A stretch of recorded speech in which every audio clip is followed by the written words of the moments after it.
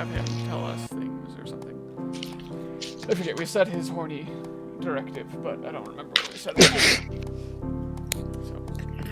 So I feel like we just did average, medium. Probably. The start of classes ended the relaxed 3 days of summer.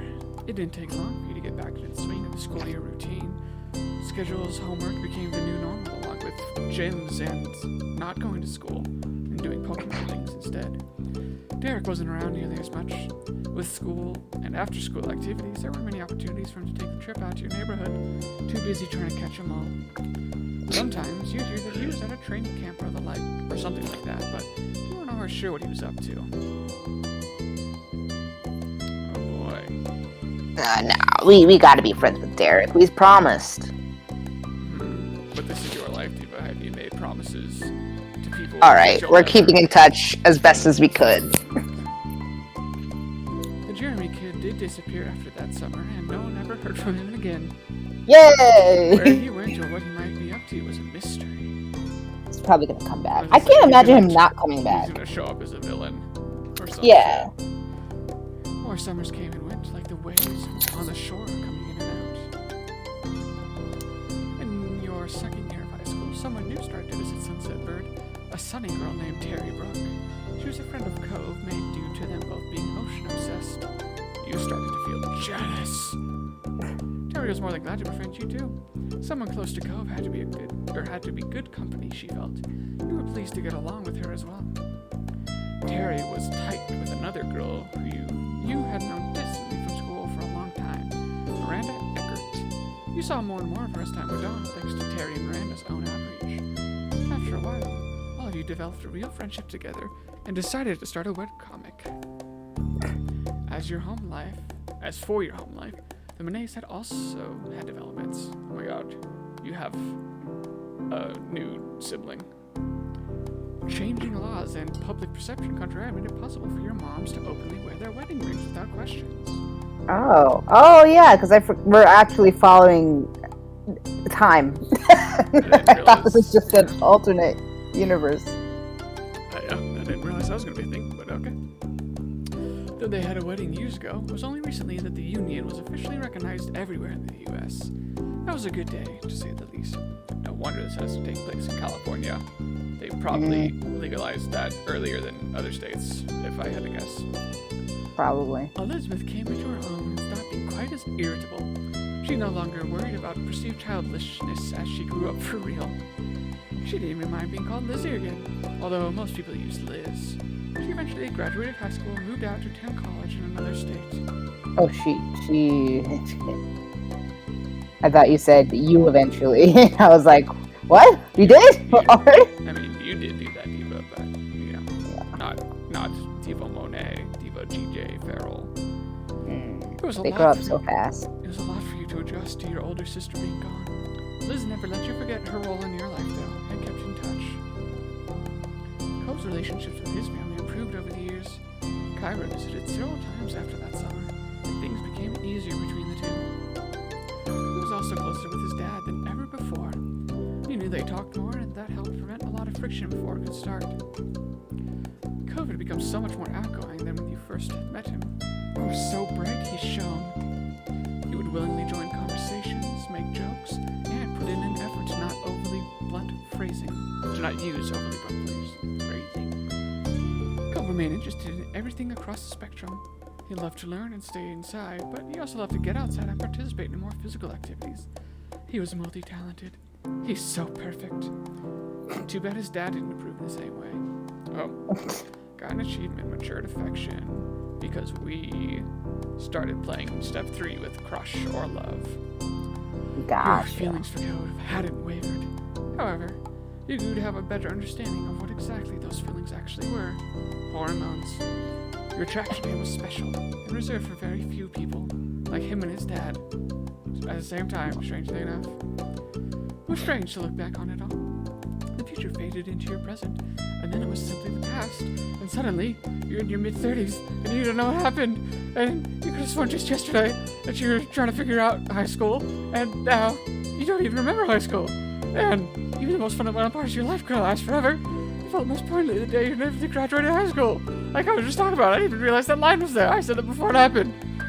It was over, and you would never go back ever again. From now on, what came next was your choice. You were directing your own life. When did this happen? He thought you had more time. That was where he was currently. The summer after school had ended. The first summer of true freedom, and realizing how fucked you were, that you didn't have your life figured out. You know how people are always like, oh, don't worry about it. You can take your time to figure out your life. And then you're like, wait, no you can't. What used to be a reprieve from the typical... what used to be a reprieve from the typical was now going to be your first step into adulthood. Isn't this game just so calming?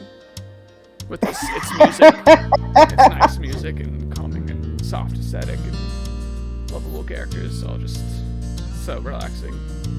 Yeah, and then your sudden spiral. One fine summer morning, you two and what had become a very special scene. The whole family having a meal together. She's a big girl now. Not sure what I was expecting. But, well, we'll see. Your big sister Liz hadn't lived at home full time for a couple of years. But she arrived last week to spend the season here since it was an off semester for her. And her bangs. She wanted to make sure she was in town because she had now also graduated high school. So who knew how much rarer these moments would become in the future? You watched on as Liz laughed good-naturedly over a comment Mom made. Her Elizabeth-only mindset had only been a phase. Thank Christ. Nearly any nickname was welcome at this point. Oh, that's what it meant. Okay, never mind. Strangely, even though she moved away, you lately felt closer to her than you had in a long time. You'd idly scooped up more of your breakfast and she would absent-mindedly.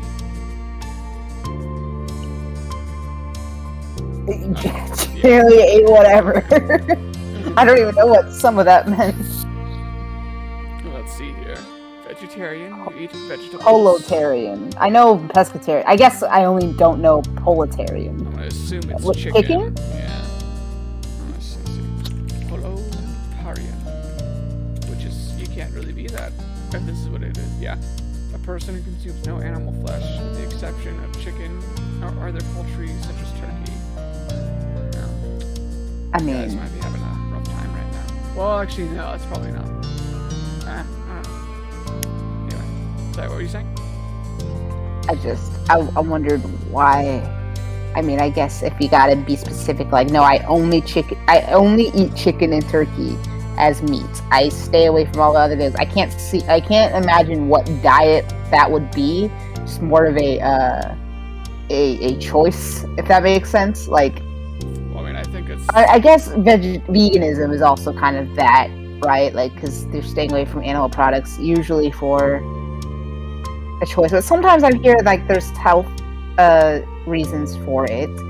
I just can't see what would be in chicken and turkey that people could assume that they couldn't consume in other meats, if that makes I sense. think it's an environmentalism thing. Like, beef products are hard on, the environment or whatever, but chicken and turkey aren't as much, so it's like instead of relying on beef, you cut that out and use chicken and turkey substitutes instead, so that it leaves less of an environmental impact, I think. Like, when I get, like, burgers and shit to make at home, it's usually, like, turkey or something instead, and it's like, same with, like, taco meat, it's usually, like, turkey meat and stuff as well instead of beef, just because, like, Colorado and environmentalism is usually pretty, knitted together. That's Gotcha. me fact guess- check myself. Now, I guess I've also heard that chicken is, I guess, better for you. Yeah, I than think most that's of the other probably meat. true as well. Chicken and turkey are probably not as, like, Fatty. yeah, fatty and greasy, but then we deep fry them, so that's good. Yeah. Yeah, politarian diet may benefit the environment. One study found that producing beef requires 28 times more land and 11 times more irrigation water than producing other livestock. Plus, it produces 5 times more greenhouse gas emissions on average compared to other livestock, including poultry. Yeah, the gas emissions and stuff. Maybe I could be a politarian. I think I like chicken more than I like kind of am just by like happenstance, unless I go out to eat and get like beef products. Most of what I make at home tend to be turkey and chicken, just by happenstance. So, But I do like me some steak. That's unfortunate. There's chicken steak, I think. Probably. Turkey steaks. Those are like vegan steaks and shit with plant protein. It's all... I know these things because my brother... Because Washington is also... I mean, Washington and California are also big, like vegan environmentalist stuff and whatnot, so I tend to learn about it and trickle down. I see. Yeah. Anyway, and the meal has made you reflect on all those things about the environment. It included just about everything your moms had made, though you often make your own food nowadays. Is that true? Oh yeah. Well, it depends on if it depends on if it's like a big meal, right? Like, I think my aunt kind of takes care of like the big stuff. But if I just want like quesadillas or something, I make that myself. With Liz around you, though, your parents made even more options than usual. Your sister had been vegetarian for a while, and they wanted to make sure she had choices too. Man, imagine that. Oh god, our parents are getting old. Oh no. Anyway. I am in shock. It's only been 4 years. No, it's been 5. Oh, 5? Yeah, we were 13 and now we're 18. I think every jump has been 5, right? We were 8, and then we were 13, and now we're 18. You're right. Dang. I guess. But also, I mean, like, I don't know, I feel like that's kind of how it goes. Once, like, empty nesters kick in, I mean, I don't know, maybe not. There's, like, the whole stress thing of having children, and then, like, not having children is, like, an adjustment thing for sure. But, I don't know. Regardless, I mean, they're getting old. 5 years is 5 years. Yeah. Look at how much fucking Liz changed in 5 years.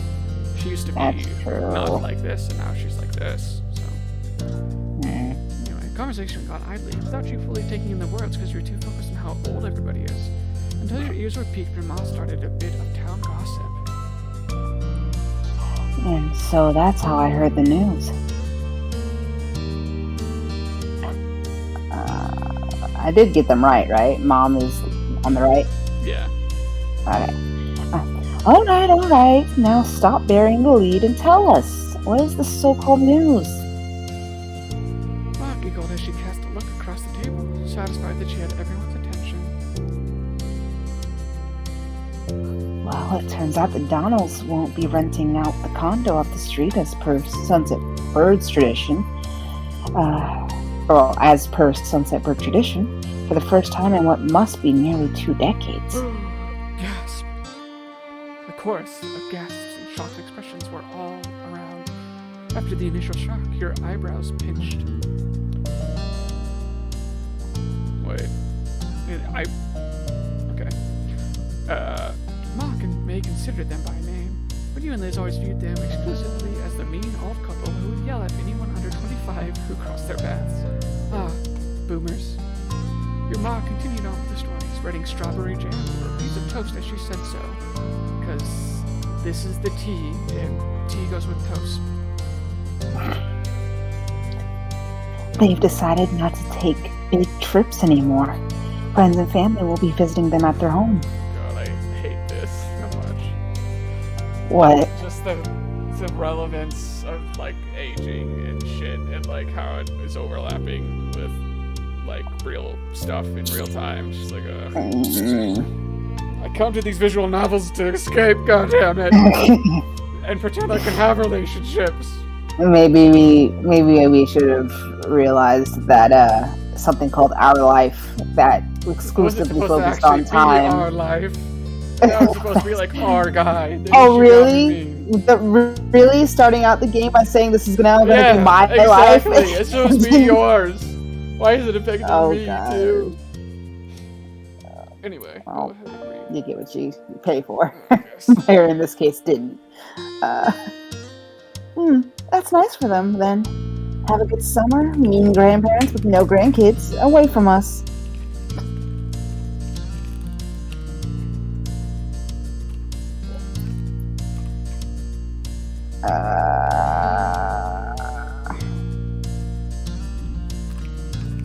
I mean, if they were mean and yelled at us a lot, So you want you finally taking this off? that's a relief. Piss off, ghost.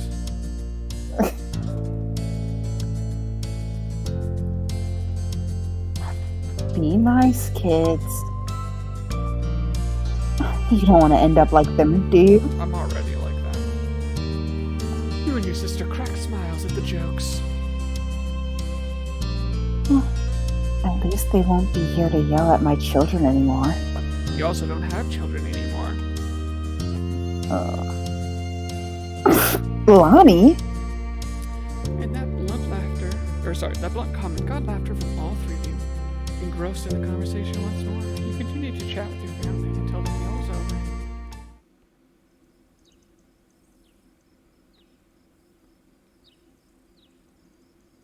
Third time's charm. Not sure what that's supposed to mean. Me neither. As it went, once the food was eaten, the cleanup had to be done. Liz took the role of washing the dishes and passed them to you for drying and putting away. Make sure you have the knives facing the right side up or down. I still can't put a knife in the fucking washing machine without thinking about that. About how you want to drive that knife into somebody's skull. You had a set of cups in front of you that needed to go on the top shelf of the cabinet. I mean, I guess shit. I've never thought that I was super tall before. No, that's not true. I thought I was tall, but then as I got older, I stopped thinking I was all that tall. But I still somehow am like surrounded by people who are below average, I feel like, so it makes me feel like a giant. Did you stop growing after like 18? Like, I assume you probably aren't all that much taller now than you were. No, I'm pretty sure I'm like 5. Some people say I've got to be 5'7", but I'm like fairly certain I'm 5'6". But only because I stopped counting the, inches of like, half an inch, 5, 6 and a quarter, or stuff like that. So average height for American women is 5'4" inches. So you seem to be slightly above average. See, but the thing is, when I first, I get that, these things change, but just to say, like, when I was younger, 5'6" used to be the average. And so I kept calling myself, average height. And then I found out that it had been shortened by 2 inches. I was like, oh. So yeah, I'll just say I'm tall. I'm not very tall. That was simply your lot in life. You'd always been vertically gifted. I mean... Alright, we're getting a little too real. And next we'll ask about your waistline. We're gonna do all 3 sizes. Listen, real talk. I wish I had stopped growing earlier. I didn't really like being... I used to like my height, but then, I felt like I stood out too much, and I was annoyed. That might be because you're the She-Hulk, but what do I know? And that's the thing. I enjoyed that nickname. I enjoyed it, and I still do. Like, of course, it's just the fact that I'm like, oh god, media perception tells me that all of the petite girls are desirable. Like, oh no. Yes? So you like the fucking... Well, I mean, of course, then we had the buff, tall women. I feel like buff Renaissance. women and then like fat asses or whatever, like all the big things still. I mean, it's not like petite women are disliked, but then there's a whole like... Actually, I'm not gonna open that kind of worms, but from my perspective at least, it seems like people, I guess dudes, like big women, but I don't know, maybe that's not true. Because I am very much not an actual social person to get information from. Fair enough. We can do wished I had stopped growing earlier, but it's fine. All bodies are beautiful, Diva. I know. But those thoughts weren't anything new. You hadn't been content with your height for a long time. Yeah, I think I liked Liz's design was she 18 when we were, or was she 16? I don't know. Good question. I don't remember our age I just difference. don't think I like the bangs. I just don't think it's something for me. Maybe I'll settle into it. I don't know. Liz shook you out of your too amusing by starting an impromptu conversation. She seemed to be voicing the thoughts that had been buzzing around in her own head. I have to say, going back for another semester this fall is pretty intimidating. You'd think after the first year or two I'd have a handle on things, but no. You stole a glance at her and her bangs, still placing cups in the proper place. I guess it's only fair. My first round was pretty general classes, and year one of my architecture major was the basics. So she's architecture major. Now it feels serious. I have to actually know some things. The laugh she gave was flippantly airy, but the way she scrubbed at the plates held more force than necessary.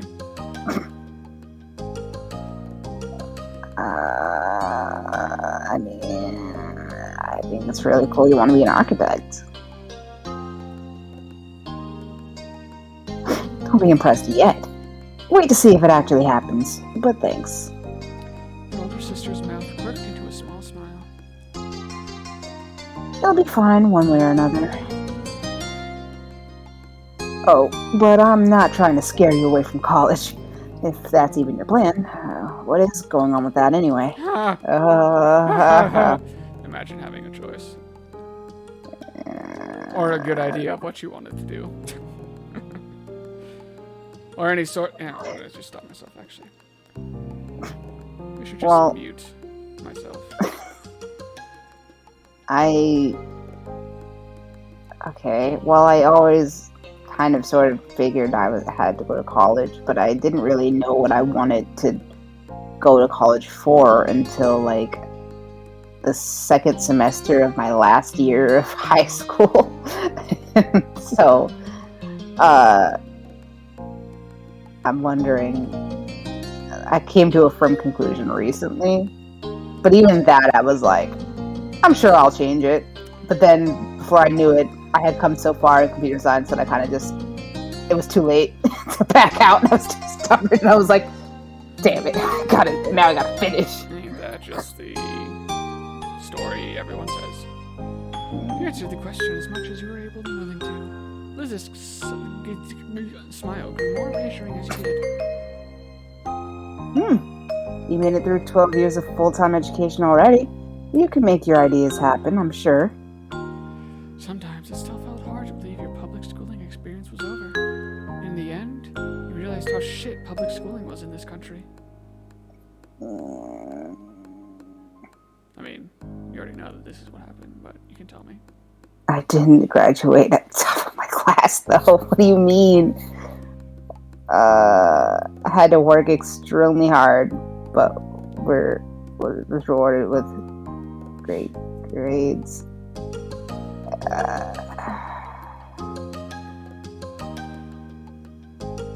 Wish it could have gone better. Really? Tell me more about that. Well, only because my last year of high school, I regretted the way I finished my... God, I don't even remember what the name of the class was. It was like a new class that they started, like an independent science elective. And I did it, and it was like basically like a year-long science, what do you call it? Science fair, basically. Ooh, that sounds rough. Yeah, it wasn't great. Like you had to like commit to a sciencey thing and do like a presentation project on it by the end of the year. And mine did not go well, and I ended up basically feeling like I became like the mascot of the class, because I was watching all of the very few. Like it was a small class, maybe eight or nine or something of us, and my project did not go well, and I kind of just had to do a presentation on why my shit failed. While a couple of them they got like awards and stuff for it. It was like it was fine. Like at first, it was fun and easy, and I think I just took it too breezy for too long, and had a lack of motivation. You do tend to have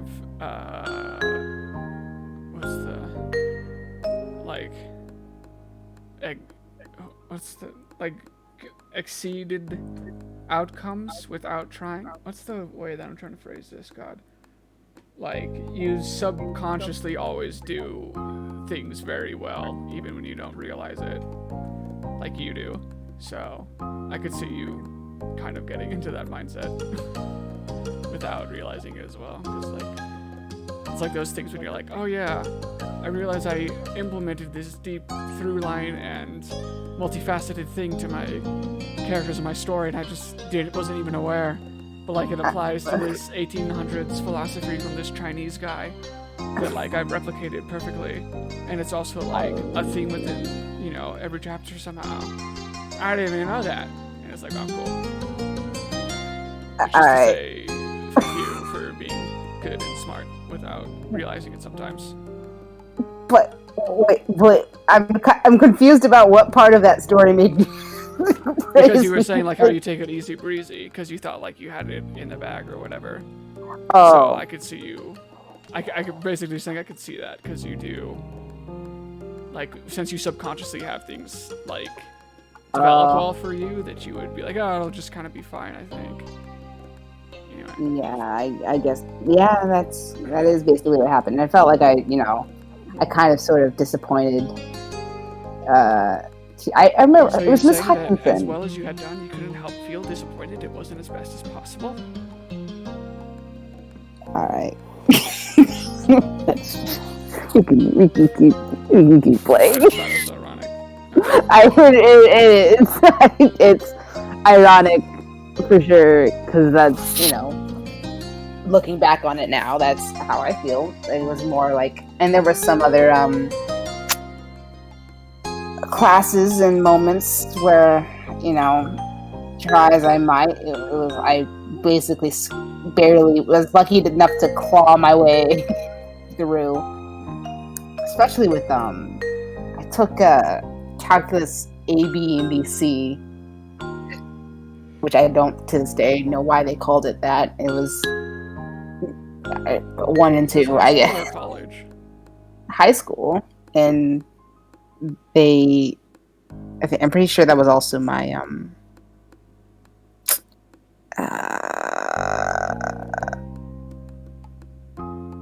last year, I think. And it was tough. Like, and then ironically, I think it was just because it was high school and everything else is happening in high school. But then when I failed the AP, was there an AP test? Well, whatever. I didn't do so great in it, and then of course when I had to take it in college, it was fine. Like, I don't understand. It's partially because I think I had already at least seen it before, even though I wasn't great at it. And then I was able to do it fine in college. Anyway, I was lucky to like have that happen to you. I feel like not in like a derogatory way, but again, that's the thing of like you'll have subliminal like, oh, I know how to do this, it's fine situations. Yeah, I guess so. I don't know what I'm doing. Oh, look, I did it very well. Isn't that weird? It's like, oh yeah. But so at least this time I started out not knowing what I was doing at all. I remember we had to go find out what we got. She said she would have the test graded by the end of the day, and this was like the big test. Like, I needed to do well on this test in order to bring my grade from either like an F to a D or a D to a C. I don't remember, but it was calculus. So like, I feel like because it was probably like a required thing, it had to at least been a D or a C. I was like allowed 1D or something. But anyway, I literally went straight to her after. Like I had to know if I had pulled my grade out of the gutter. You had to commit seppuku. Yeah, I was like, I'm pretty sure, like, if I didn't do well, I wasn't gonna graduate, or I had to retake it as a summer class or something. And so I went straight to her, and I was like, I need how bad?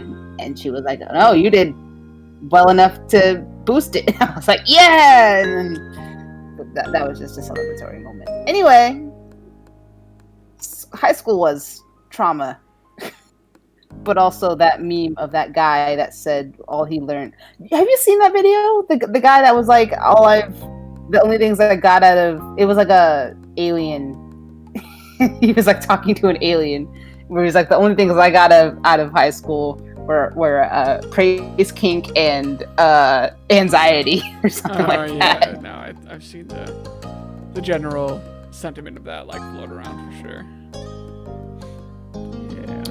Yeah, good stuff. I don't even think I got those out of high school because I've always had issues with anxiety and such, and I still don't care when people praise me because I'll just want to die anyway and not believe people for the most part because they're always wrong and lying.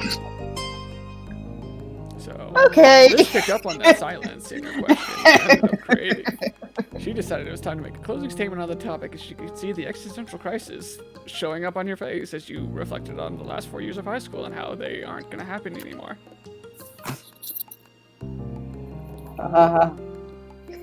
You're a good girl, DJ. Do what's best for you, and we'll be here to back it up. I think I'm starting to think this is a mistake. Just starting. Imagine having this kind of support from familial members. Well, actually, I guess from your sister, it's probably not that out of left field, or out of the norm. Anyway. Yeah. Thanks, Liz. With that, Liz happily passed the final dish your way and ran. She waved a soapy soaked hand as a farewell and moved on to her next task for the cleanup job. You'll refocus on getting the last pieces put back where they belong. You eventually moved on to a new chore. That was interrupted by the sound of your cell phone.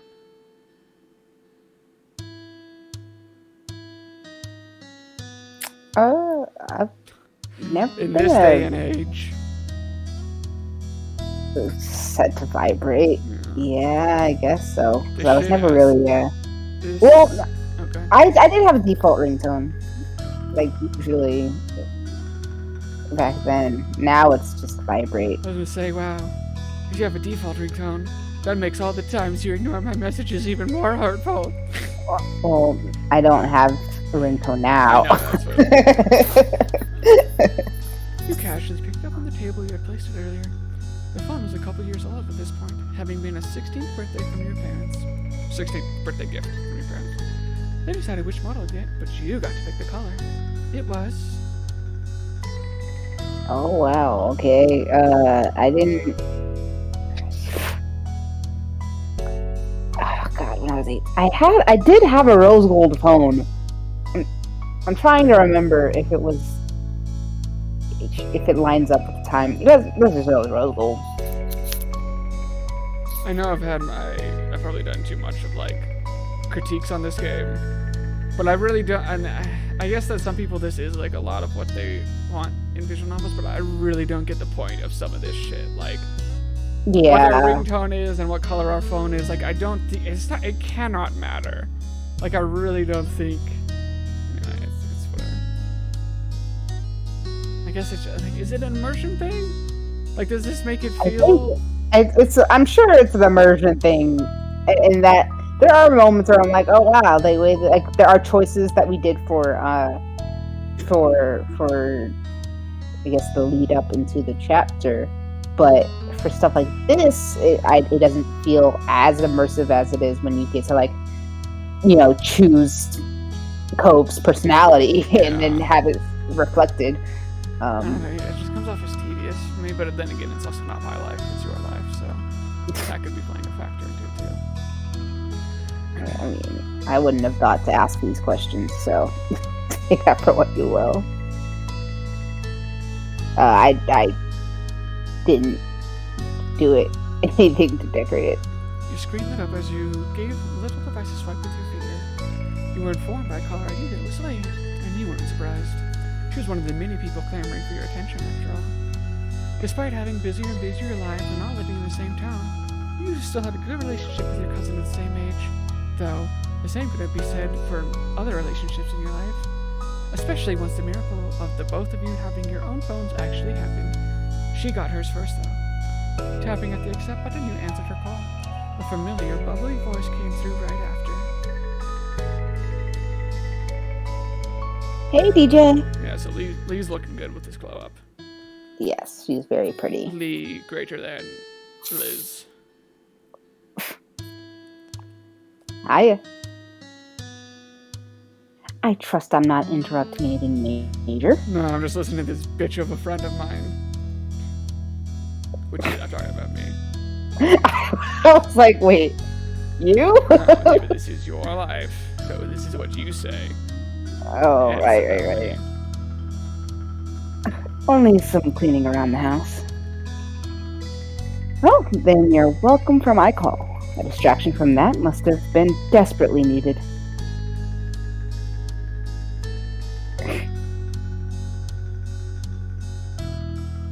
Yes, thank you, my dear cousin.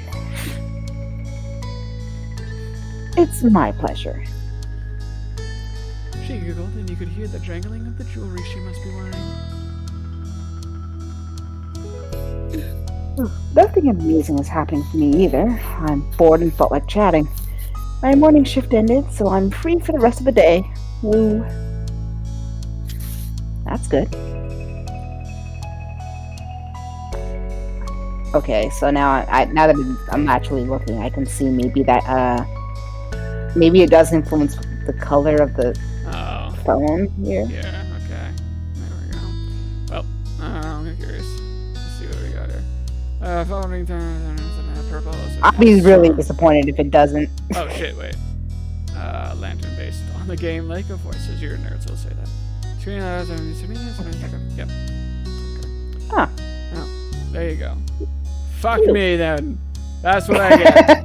They were like, ha! You thought. But again, it's like...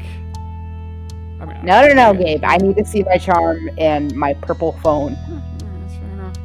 Fuck me. I will now commit seppuku and cut off my gaming hand or something.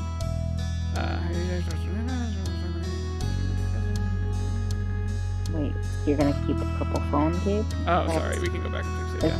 I mean, I need gold. the immersion. Yeah, right, I'm sorry.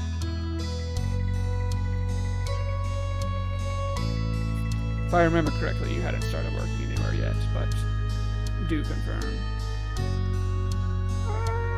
Yeah, no, I think my main thing was just working in the cafeteria. That I didn't.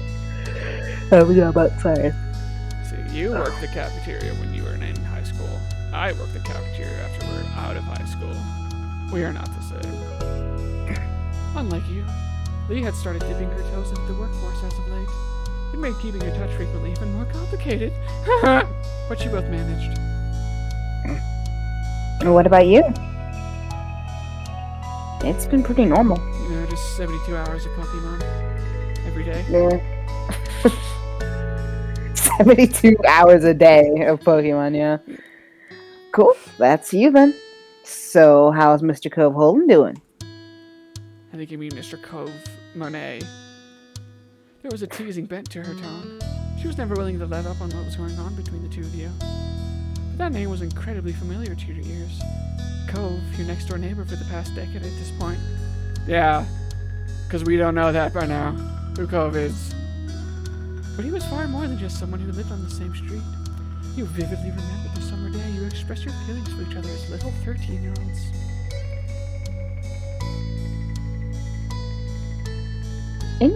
I'm wondering... That's right, because we said that our parents weren't going to let us date a boy. We could only date before the age of 18 if it was a girl.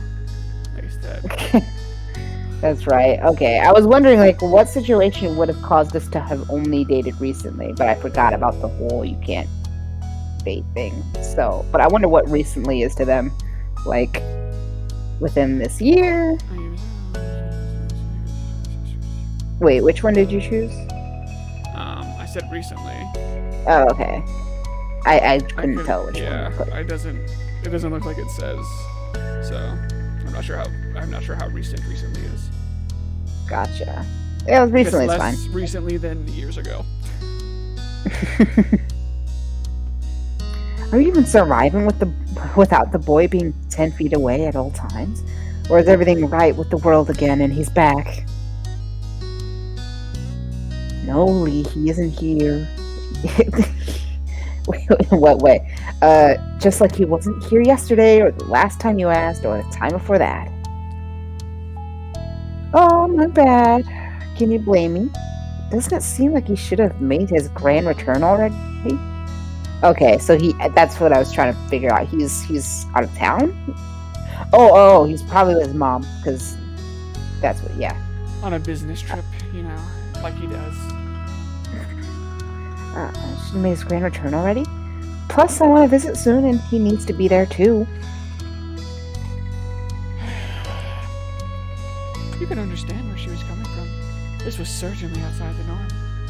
For the past couple of months, in the last few weeks especially, Cove had been going to his mom's place in Nevada. The two of you still regularly stayed in contact over text and calls, but still, your mind began to drift back in time to all the prior trips you'd taken to visit her. Almost every year you have to go away for a while, and then you'll be back. I mean... It was just shitty. I know, I was like... How dare he go visit his mother?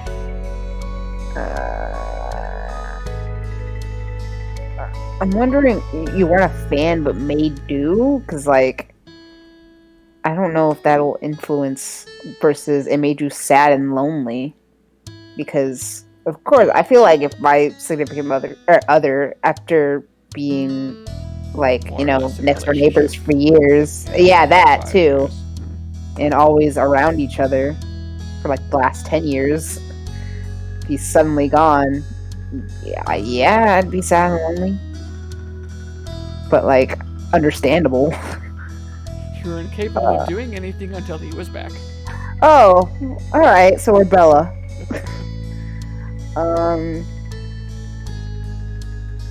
Kept an eye on his house for him, but he wasn't there. Well, his dad is still there, right? Yeah. What point? You kept an eye on the house for him while I wasn't there. His dad being there doesn't make any difference in this equation, Diva. I don't know what you're talking about. Alright. Are you saying Mr. Holden will be keeping an eye on the house while he's not there? Because we all know that's not true. I'm pretty sure. Alright, let's... I don't know. This is hard. Do you have special treasures to take with him before you left? Sounds cute. Or help your mom's helped you ship out care packages to him and his mom. Okay, well that one might seem a little much. Maybe special treasures. Like, as I said it, I realized, like, it's like not like he's, like, away. Some were just to borrow, and others were for him to keep forever. He sent you letters while there in return. No, he did not. You're not sending letters to each other when you have this fucking phone on screen. Fuck off. That's hey, maybe it's like postcards or something. No. Fucking name anyone our age that is sending postcards and letters to each other. I will wait. Courtney. Who? Courtney. Fuck off. Courtney sends letters to people. She does. No, she does not. She sent me letters. I don't know, but she sent me a Christmas card that was basically a letter. Okay, did she send that or did like her family send that? No, she did. Like, it was handwritten like inside of the card and stuff. Okay. And I was like, that's so. Has that been a yearly thing, or is this like the first time she's... No, she's done it before. Okay, fucking... Can't have anything in this house. God damn, everybody needs to contradict me on my wrong opinions. She sent me Courtney. I don't think I don't stop me if I have told you, but she sent me with the card. She sent me Demon Slayer earrings. I think it's Nezuko's earrings, I believe. Nezuko's cute. Yeah. Excuse me. No, I don't think you had sent me that. Or that sent me. I don't think you had told me that. Because I already had Tanjiro's style, like not exactly the Hanafuda earrings, Nezuko but have the earrings? Or is it earrings on Tanjiro?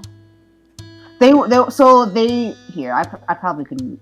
I've seen them in like anime shops before. Like I'm pretty sure they're popular, but I'm looking at images of her and I don't see her actually having earrings. she doesn't have them. They're like in the style of Like okay, what she found would them. have if she wore them. God, Nezuko's so fucking cute. UFO T-Bullies did not. Also, she's cute and then she's hot when she's all demon and stepping on people or whatever, so you know that's good too. Alright, so I'm sending these. So I already have the ones in the top left. Like, it's like the style, right? So I had the one in the top left, and she sent me the one in the top right. Okay, yeah, gotcha. So, okay, yeah, that makes more sense. I see what you mean. Anyway, that's how it was in the past Christmas when you got earrings. But lately, he had been trying to see her as much as he could before taking long trips to another state became too impractical to do. His part-time work could become full-time soon, or he could be moving somewhere else for school. Both hadn't actually been entirely clear on what his plans were for after graduation. It was fine. It wasn't like a roadblock was coming up in your relationships or anything. Definitely. I was hesitant to speak on that, even with you. It couldn't be avoided forever, though. You both knew that. Alright, so he's going overseas. That feels like it. Maybe we should switch this up to a non-Cove related topic. Sounds like a plan. The rest of the conversation rolled on. Not much longer, though. Lee had to go, and you needed to finish your responsibilities around the house. Both of you exchanged goodbyes, then you went back to what you'd been working on before the call came in. My God, Liz, you can't just wear a hat like that indoors. As you wrap up the last of your chores, you're approached by Liz wearing a cheeky smile and a very flowery hat. She's all about flowers in this outfit now that I look at it. Yeah, well, okay, so here's the thing. She's had flowers in her previous fits. Really? I'm just wondering, with this one specifically, it's giving grandma. Yeah, that's not her. Oh yeah, no, she had the sunflowers, you're right. And then yeah. I mean, I like the dress, actually. The hat just might be... It looks like the... Fuck, what is that? I'm not gonna think of it, but... Anyway. Yeah, no, I liked her fashion sense earlier, I guess, more so. And her design and stuff, but, you know. We all know how wrong my opinions have been. I feel like I'll have less to judge on her outfit once I hear where she lives, right? Like, maybe this is like all the rage, and I don't know. We're in California, and so sundresses are supposed to be common anyway, so maybe it's fine. I've got Mom's keys. Want to get out of this tiny town to do some shopping in a real city? It sounds great. Good. I'm driving. Good, because I didn't have my license. I was like, oh no. Here we are. Alright, listen. You didn't get your learner's permit for, like, until in college, too, right? Or did you? I can't remember when you got it. I just remember you kept renewing it for a while, I think. I sure did, but I had one. I renewed it for, like, three times, so therefore I had it like for 3 years, so I had a learning permit. Go get your wallet and anything else. We're going now. With a nod, you made a quick detour to collect your stuff. You had money saved up from gifts you received. After making sure you were both fully prepared for the long haul to the largest city in the surrounding area, you buckled into the car. After all, it's not like there are very many large cities in California. It was a smooth ride there, with light conversation about what shops to shop at and the radio blasting. Liz Controllable was played, but she made sure to pick songs she knew you liked.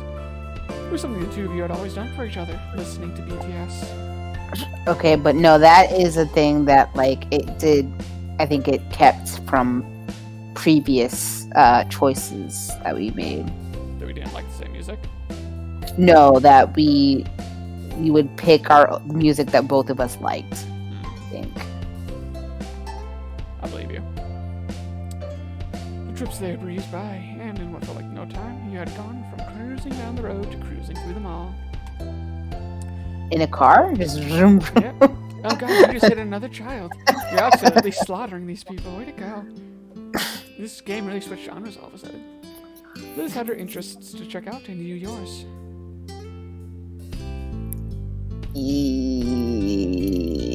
If I could remember the hobbies that we had chosen for us when we were... I mean, I feel like, true to you, they're still the same. Yeah, it's definitely still the same. I'm just trying to remember what exactly we chose the game or what happened. Probably just like the games, manga, music, books, and shit. When turning a corner down the new length of the mall, your eyes caught on a little gift store.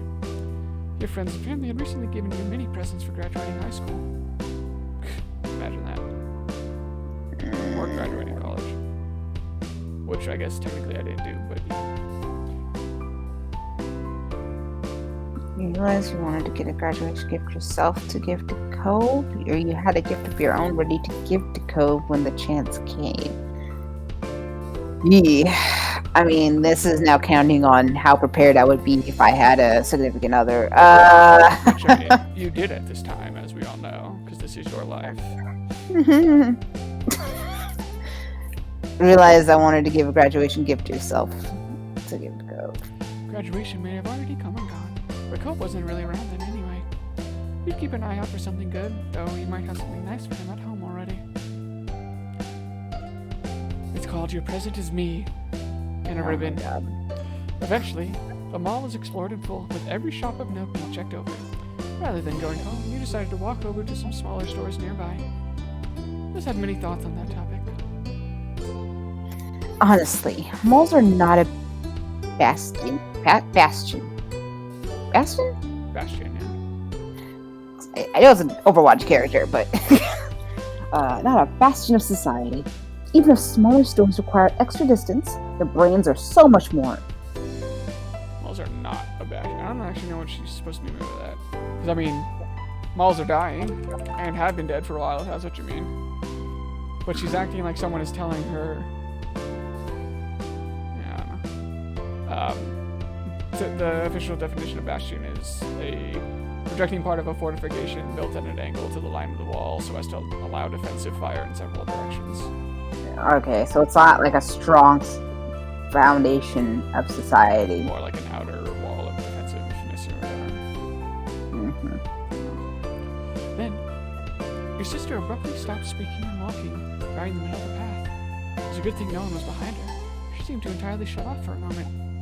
Oh god, are we gonna get sister love all of a sudden? That's what I've wondered, but I was wondering also if it was just gonna be Cove or something out in the wild. Oh god.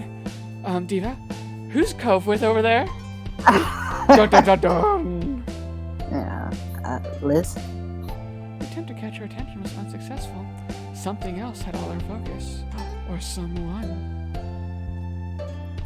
Before you could puzzle out what might be happening, she began to mumble out of the corner of her mouth. TJ, don't draw attention, but look. What? With a harsh whisper and subtle jerk of her head, she urged you once more. Look. You followed her gaze as best you could to a large bunch of colorful teens strolling down the same path. Okay? Okay. You faced back to your sister with a confused expression and an unspoken question. What are we supposed to be seeing there? Boy. Doesn't one of them look familiar? Alright, is it Derek? Derek? Is it Jeremy? Or is it the kid from the first year that liked Lizzie that I can't remember the name of? Oh, yeah. I forgot his name too, but that'd be nice. Which of the littler boys is it? Derek. She was practically bouncing at this point. Would she be happy to see Derek? So you looked up over the group this time. And this time you saw what she was seeing. Oh, it's the first little one. Yeah, the one that liked her. No wonder she's bouncing. Amongst the collection of strangers was brown hair, gray eyes, and lots of freckles. You knew who this was. Ah, that's it. That's Shiloh. Our Shiloh from when we were kids. Liz, I think you mean your Shiloh, but yes. I am liking his confident purple hat. He's adorable. Yep, that was definitely him. You'd recognize those freckles anywhere. I can't believe it. He's honestly just there. That's hilarious. That's incredible. Oh, but how do we talk to him? Oh, we'd have to pull him away from all those other people. What if I'm wrong? Oh God, I've had this fear. Yeah, this is why you just don't talk to anybody or look at anybody or interact with anybody in case of that, because it's always the case. Her mouth opened to reply, but she cut it off with her own answer to the question. I've got it. I'll shout the name Shiloh, and then we can act like it wasn't us. You response to that? Well, no, without a doubt, it's him. DJ, keep an eye out and see if you. She has been to college. It's 200 IQ play.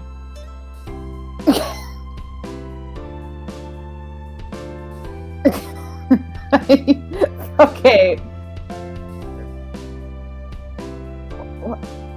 Alright, let's try it. Likely without even hearing what she had to say, Liz put her plan into action. Shiloh! She loudly projected the words across the way, and then put on an act of casualness, turning her head away from the scene while brushing at the skirt of her dress. In a supremely awkward moment, you could only stand there as the tension in the air shifted to the two of you thanks to your sister's shout. But of the many startled bystanders who became altered to your presence, one of them was the boy. From a distance, his large eyes met yours. I'm realizing that this was a terrible plan because anyone would look if you were just shouting someone's name in the middle of a crowded area. Moment, or would you have only realized this after the fact? I would have realized this after the fact. He looked. A wide grin took over Liz's face. She pushed the rim of her sun hat up and away from her face while swishing back around to greet her old friend directly. Friend. Shiloh! Waving, she stepped a bit closer to express her intention to meet without really closing the gap. She wanted him to come to her. Who you presume to be Shiloh looked surprised at the call-out. He stole a quick glance at the crowd he was with and hesitantly glanced back your way. He was trying to double-check something. Liz remained steadfast with her gaze trained on him, and ultimately, he broke away from the rest of them. Oh, he tiny. Oh, yeah, he was younger than them. Yeah. After a light-footed jog across the brick path, the young man pleasantly presented himself in front of you and Liz. Oh, this is me. Shiloh, question mark. Oh, yeah. Hi. My voice changed. I didn't have the same voice. I like your hat. Just that simple greeting had Liz giggling. Hello. I'm not sure if you remember this, but I'm Lizzie and that's DJ. We were all friends when we were little kids. His already wide eyes grew even larger, their gaze starting between you and Liz, whose previously chipper demeanor has faded into something delicate. Ooh. Oh. I'm really sorry, but I think you have the wrong person. You could tell not being instantly recognized was going to make this exchange more of a challenge. Still, Liz was undeterred. You wouldn't forget me.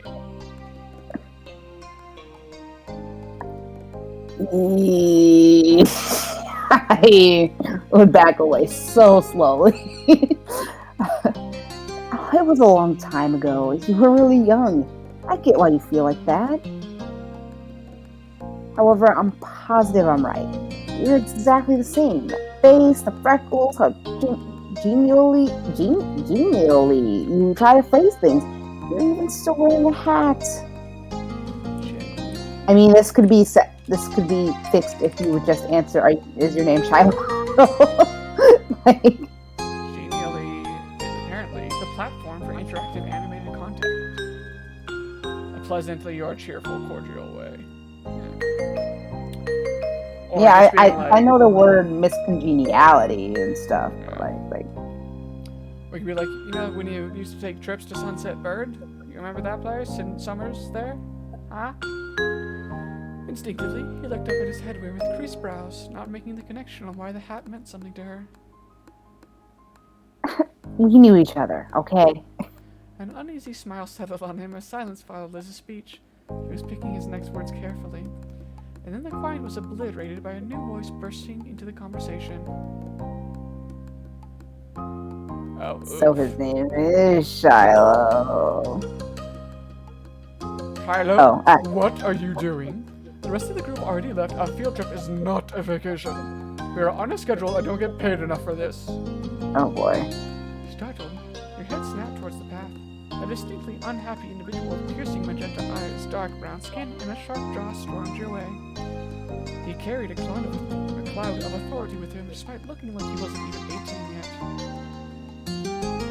Sorry, I didn't mean to ditch. I was wondering, is they gonna that was a oddly Specific. descriptive Yeah. person. Shiloh, whose name was now officially confirmed, gestured with a hand to add the explanation of his absence as the stranger watched impatiently. They thought they recognized me as someone they knew, but it was a tiny misunderstanding.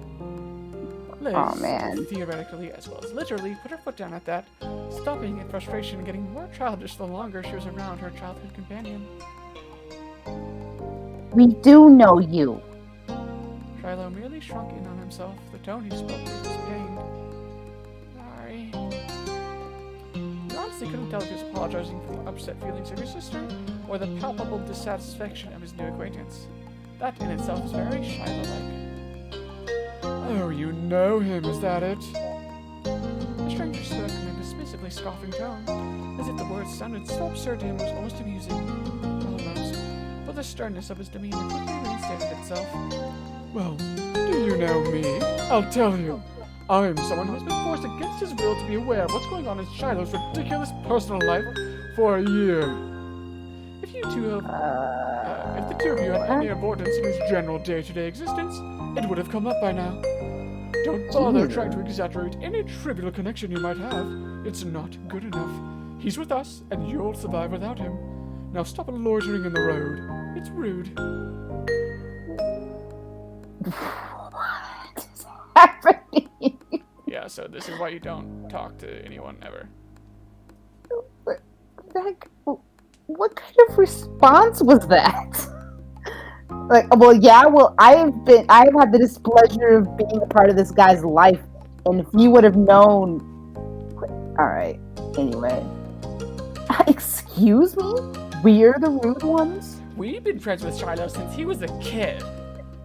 Mr. Only been in his life for a year. The high-strung rancher got an audible gasp from Shiloh, who finally started to speak up again in defense. Mate, that's really mean. It's also true. We're leaving. With that declaration, he unofficially introduced Nate, indignantly spun on his heels and walked speedily towards where the group went, completely confident that Shiloh would follow behind. Unofficially, indignantly, speedily, completely. Ah. Oh, people can sure have bad attitudes, huh? Not like you, though. Why can't they just try to get along? It's not that hard. Don't worry, though. I bet you won't have to deal with him again. And I'm sorry I can't say talk to you wherever you are, but I hope you have a really nice life. This is Shiloh, the Bye. unintentional roast. Have a nice life, yeah. Typical parting words given. Shiloh left the two of you behind to catch up with his own life that he had to go live. Liz watched his exit, stunned, only to fragment her that he was really gone as quick as he appeared. It happened so fast, you hadn't even been able to get a word in. She sighed, all the energy she built up releasing with the breath.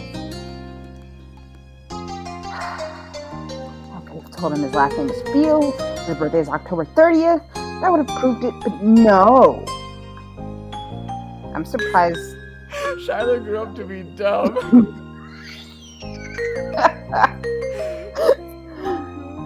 I was kind of surprised. Like, I wanted to be able to, like, maybe it's the hat.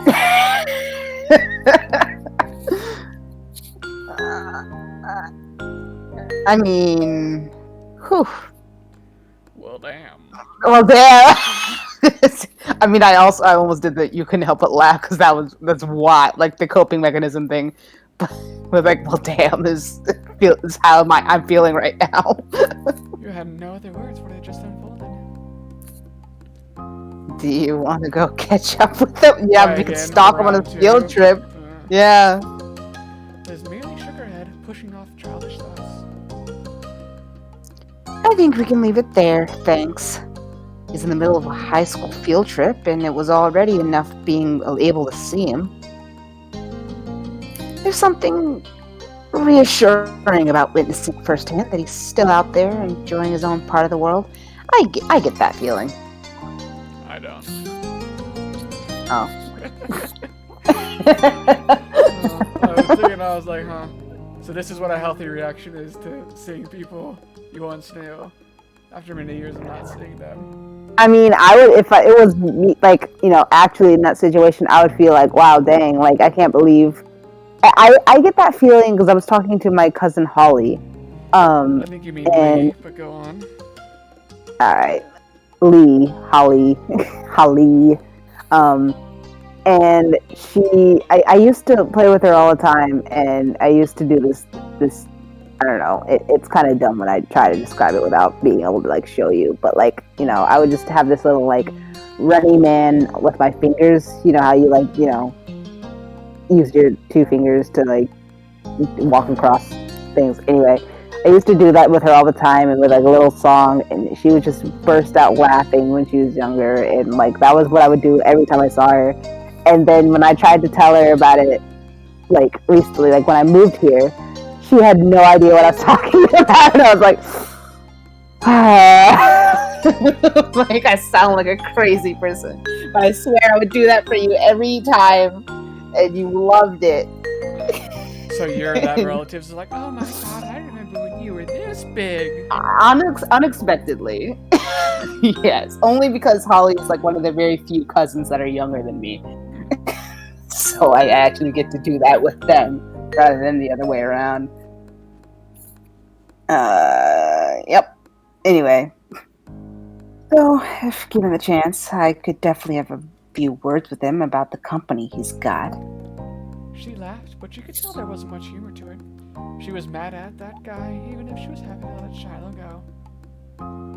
Well, my homies hate Nate. Yeah, I'm not gonna lie, Nate. I mean, that was a wild thing to say to someone you had just met. Maybe they're only with each other because of the trip, and it's not usually how things are. I also, another thing, I was gonna say, like, at first I thought it was gonna be like a you know, boyfriend or something who was just, like, you know, jealous, but he didn't make it out to sound that way at all. So I'm kind of doubting it was. At least I would have kind of sort of like from the way he was talking. a future. A teacher. Oh, a teacher. Yeah. And then at first I thought it was a teacher. Then they said he wasn't even 18 yet. I was like, all right, so maybe it's a boyfriend. And then they made him sound like, yeah, I've had the unfortunate, you know, being with them. And I was like, so this is just a random classmate or friend? A boyfriend. That too. But, like, even that's kind of wild, extreme. And also not a good match for the little we know about Shiloh. I know. This is why Deku and Bakugo should not be shipped together. True. We can only hope the same for him as he did for us. Have a nice life, Shiloh.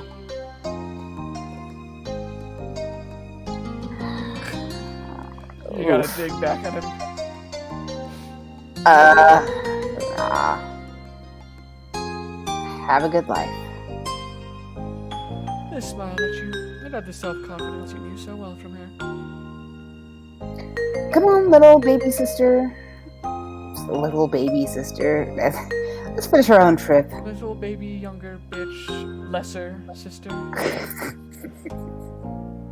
Also, this is that thing of like where writers who have siblings, or like people who have siblings, like always have to get back at the writers who say like, they don't call each other like, little brother, little sister stuff. It's just weird. It's like, okay. I mean, this one was kind of, I think, she was being like odd weird in this, yeah. That's why it's little baby. Sister. Yeah.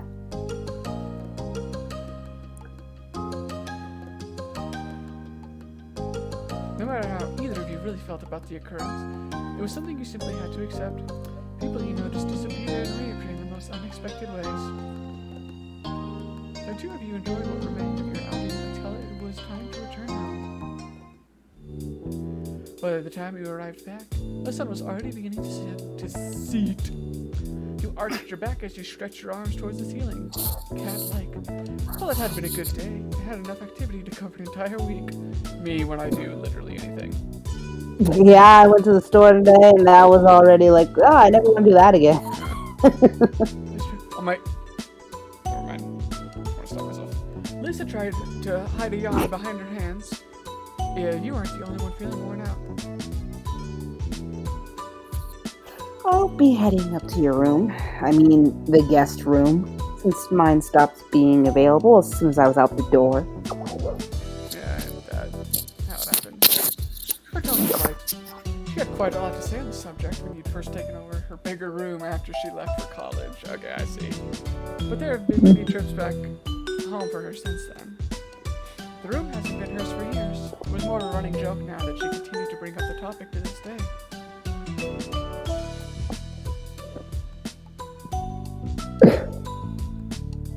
I'm sorry.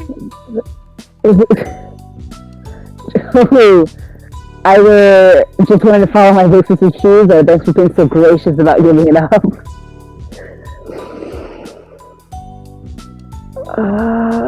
Thanks for being so gracious. Thank you for being so gracious about not getting comfortable in these Discord sessions, since we all know what it does to the audio. Slowly sits up. Yeesh. Oh.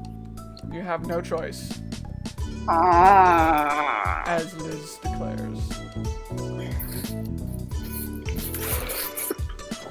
I had no choice. I had no choice but to sit up at an ergonomical angle, because my good far friend wants me to focus on my posture and also not sound terrible in his eardrums when I speak, because it's all muffled, thanks to my comfortableness.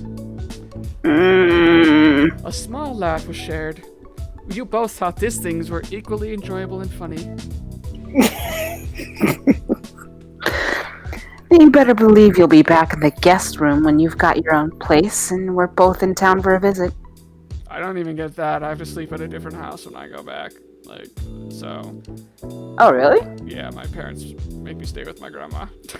They don't have me stay at home. So, I mean, I don't really mind. It's kind of nice to be away, and sometimes it's not because I want to have shit that I have at their place. But yeah, they're they don't let me stay with them. I forget, where's it's my grandma that lives down the street, not my. God. Yeah, my other grandparents are gonna be moving to Payson soon, so I mean they might make me stay with them also, but point being, I don't have the guest room thing. I have the you don't have a place here thing. What do they do with your room? They turned Sam's room into the workout shit when he left, and then they turned my room into an office for my mom, mostly. And also storage for some of their other stuff. Gotcha. We can take turns.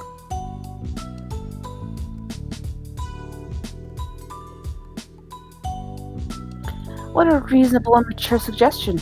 I'll think about accepting it. She flashed a familiar grin, and he couldn't help but feel glad she was back around, even if it was temporary. With that, she plodded off to the spare room. You were ready to do the same. Moving into new space was your first opportunity to decorate from scratch. Oh my god. Well, oh, layout. Okay, I was like, I thought those were just colors, but this changed the whole fucking thing. Extras. You got a laundry basket or you don't? Window. I have a laundry basket. Oh, there's a couple of different things here. Okay.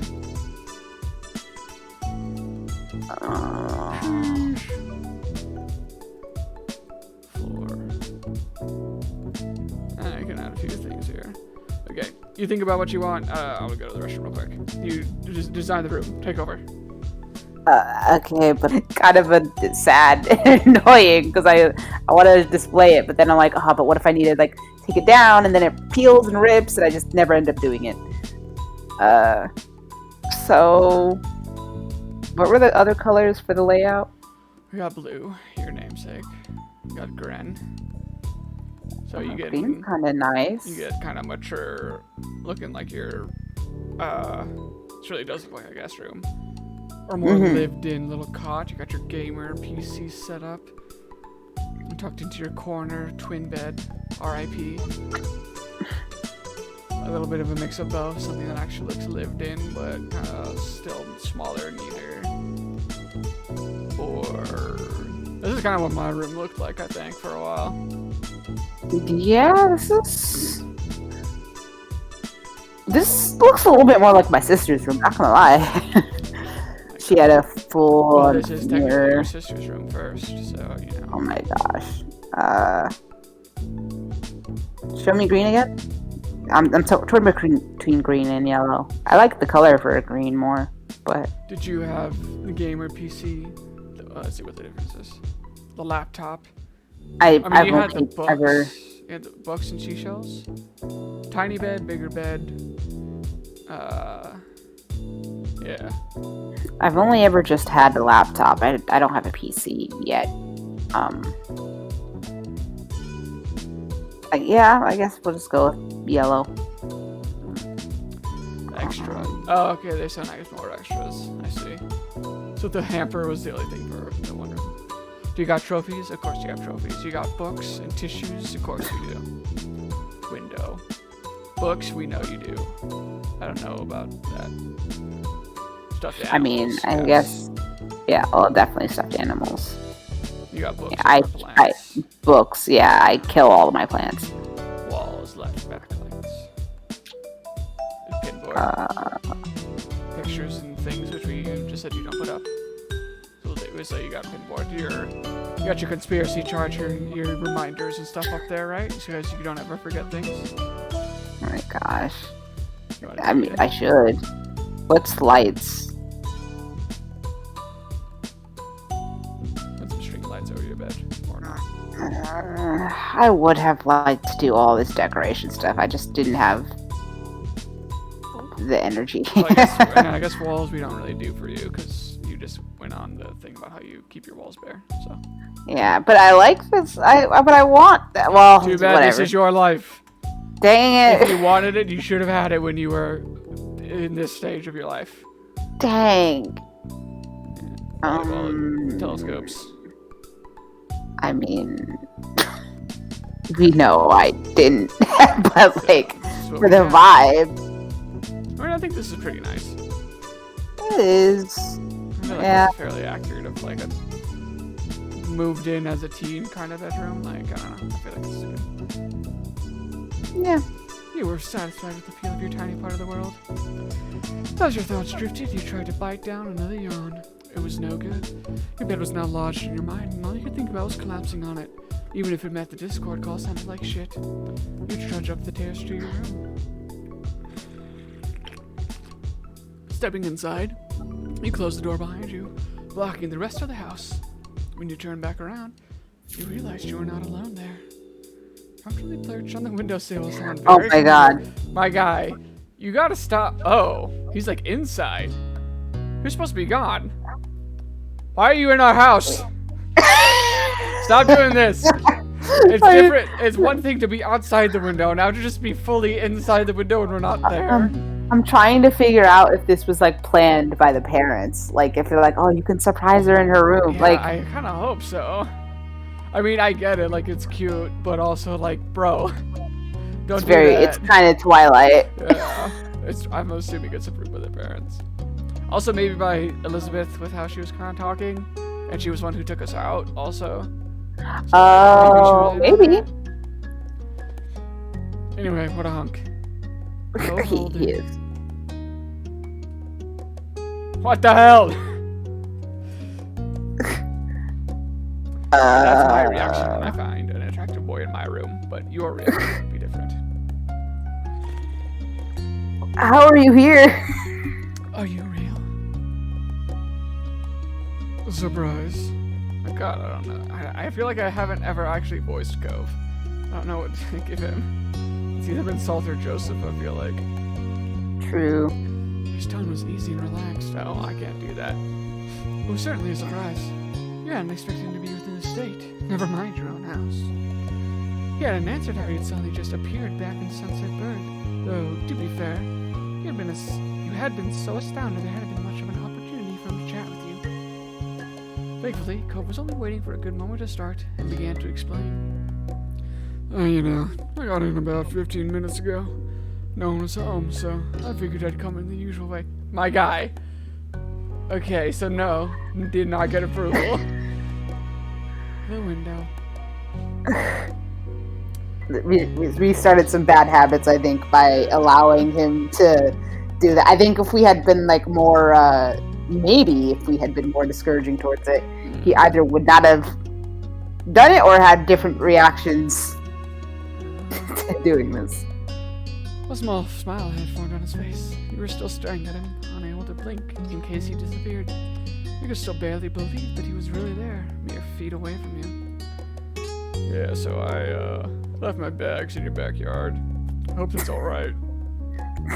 My dude. You created a monster. I mean, granted, you've known him for 10 years at this point, or whatever, but... This is very fair. I have to keep remembering that. Yeah. That was when you truly understood.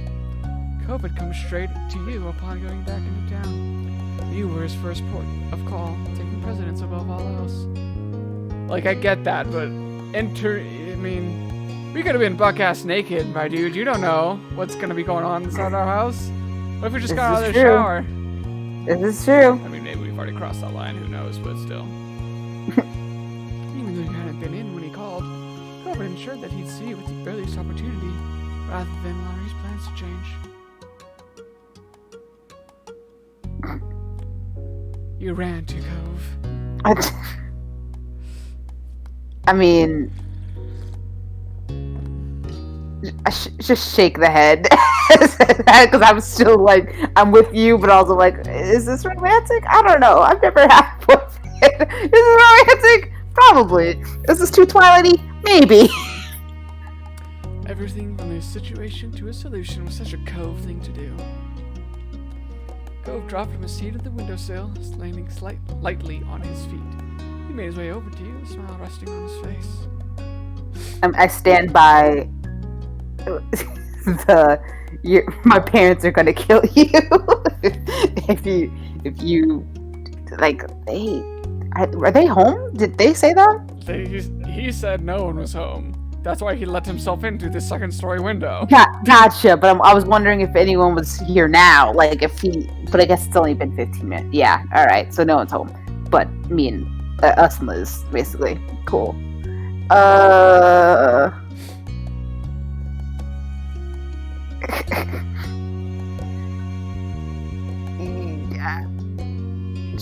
Trouble's back in town. The most amazing fan in the world? Is that what you're trying to... I mean, you're the one who says you would flirt and not be subtle or whatever, so... Alright, well that was when I was... This does sound condescending. Which, I mean, it could also be you, but anyway, you said Trouble's back in town. Oh ho ho.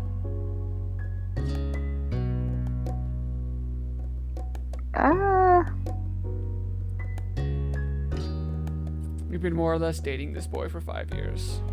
Also worth keeping in mind. Which we know you have experience in, so again, just pulling from your real life here. Oh yeah, sure. I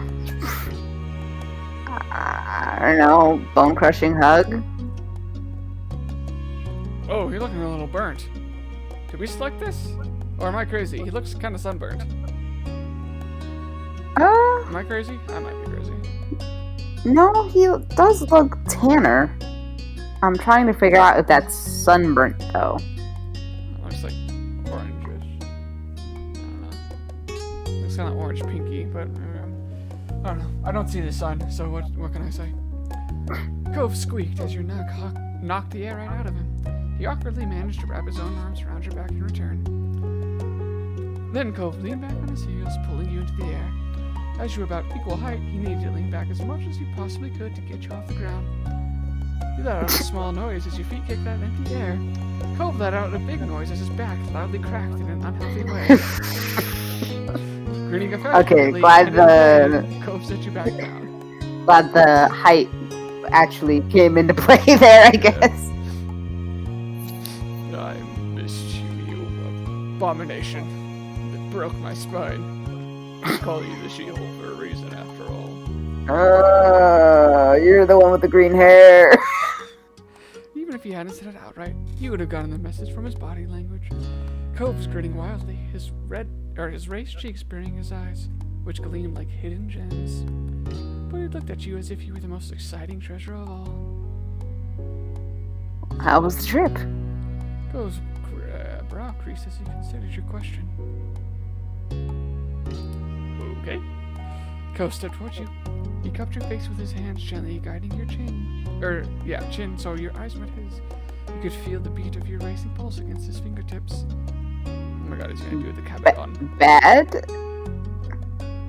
Okay. I know that this is what they say in your yaoi, so I hated it. Let's never be apart again, okay? Okay, Cove, I told you about my yaois and confidence. He said that absolutely as a joke, an exaggeration, something that wasn't a real request, of course. And yet, despite all that, it felt real. Your heart hammered in your chest. Your head swam, cast adrift on a tide of thoughts and adrenaline. I thought he was being serious. Oh, I figured he was joking. No, I thought he was being actually serious. Like, maybe not like let's never be apart again, but like if he hated it, I was like, oh wait, did something happen with his mom? Like, I wasn't sure. I think we've seen him when he's actually upset, and he wouldn't be like this. You know, he's always like, or I guess when he was younger, he would just kind of withdraw and like not and shut up or whatever. But Ko smiled as if offering a silent apology for a sudden onslaught of yaoi, but he let the words proudly hang in the air all the same. Cole told you about how his trip back had gone. Soon he'd even recovered enough to actually listen. His mom was doing really well. She had a project in the works that she was thrilled about. As a result, Cove was going to be sticking around in Sunset Bird for the time being. Things were settled as much as they could ever be. With Cove back once more, he felt at ease. Wow. In one room, we see out and see the beach, and in the other room, we see out and it's skyscrapers and shit in the background. California's whack. Cove stretched his arms out over his head, his eyes on the window and the world beyond, talking about beaches and skyscrapers. The sun had set while you'd been busy reuniting. I guess I should probably get my stuff and see Dad. You know how he is.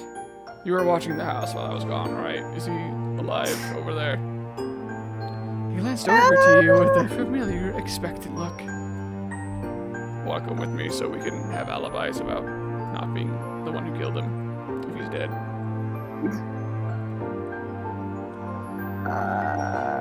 Wait, what's the you know I do for? Want to come with me? Okay. I'm sorry, is my ad-libbing? Yeah.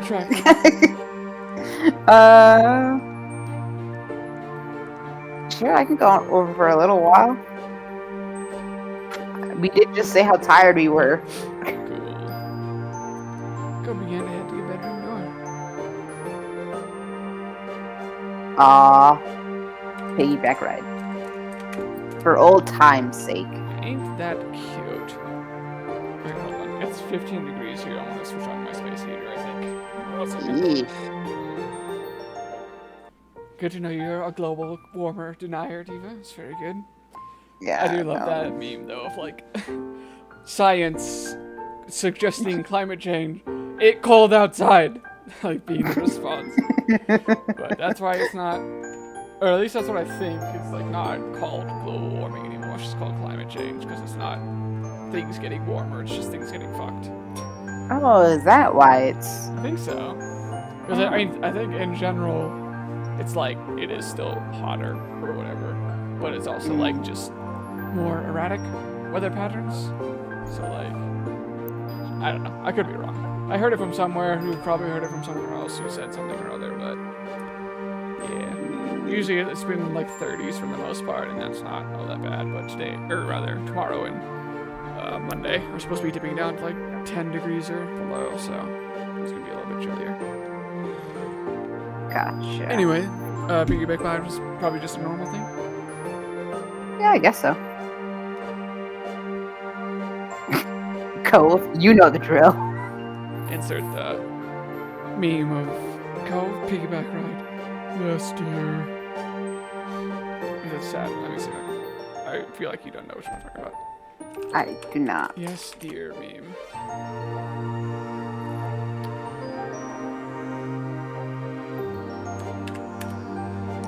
Left. Cove piggyback ride. Let me see.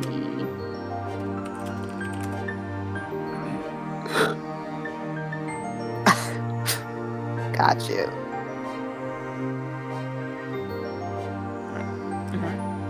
Alright. He paused, turning to face you. I'm not planning on walking there. What do you think I am, a peasant? Cove shook his head, the smile on his face implying that it was you and your senses he was questioning, not the request. Okay. He'd come to expect the latter, even if you didn't get why it held such appeal for you. Yes, my queen.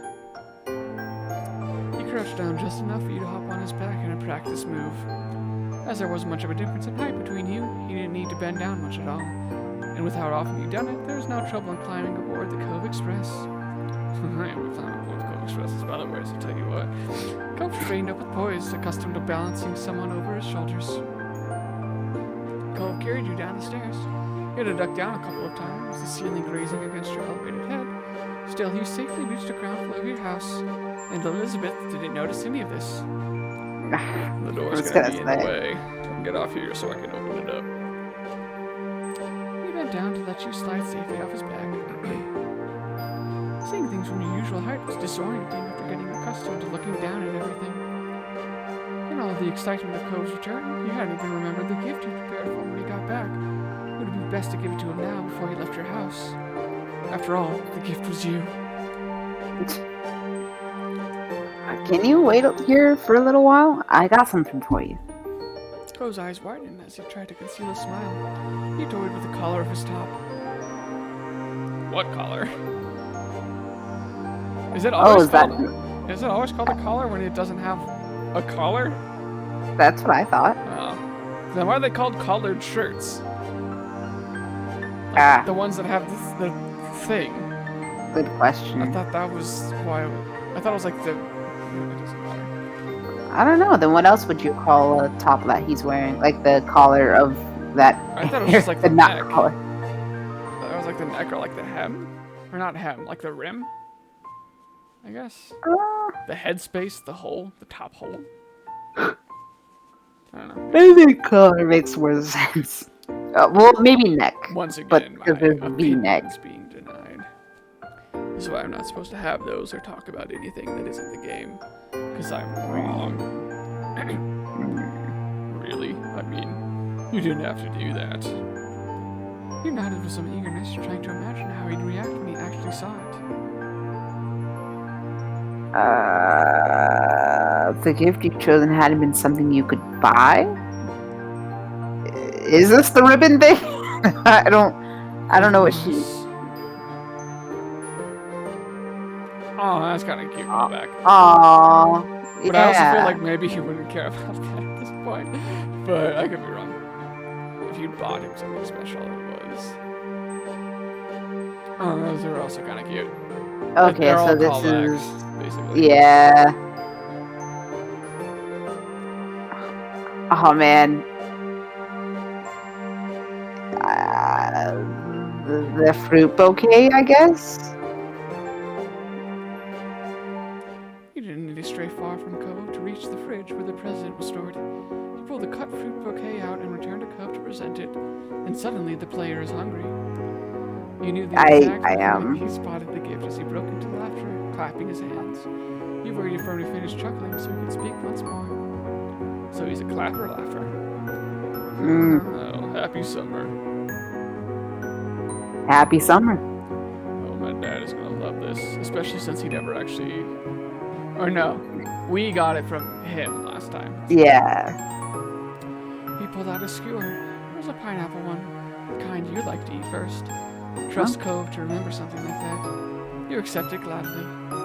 Another callback. I'm kind of surprised. And I'm surprised you held off from eating at least some of it yourself. You shook your head, knowing that it was true.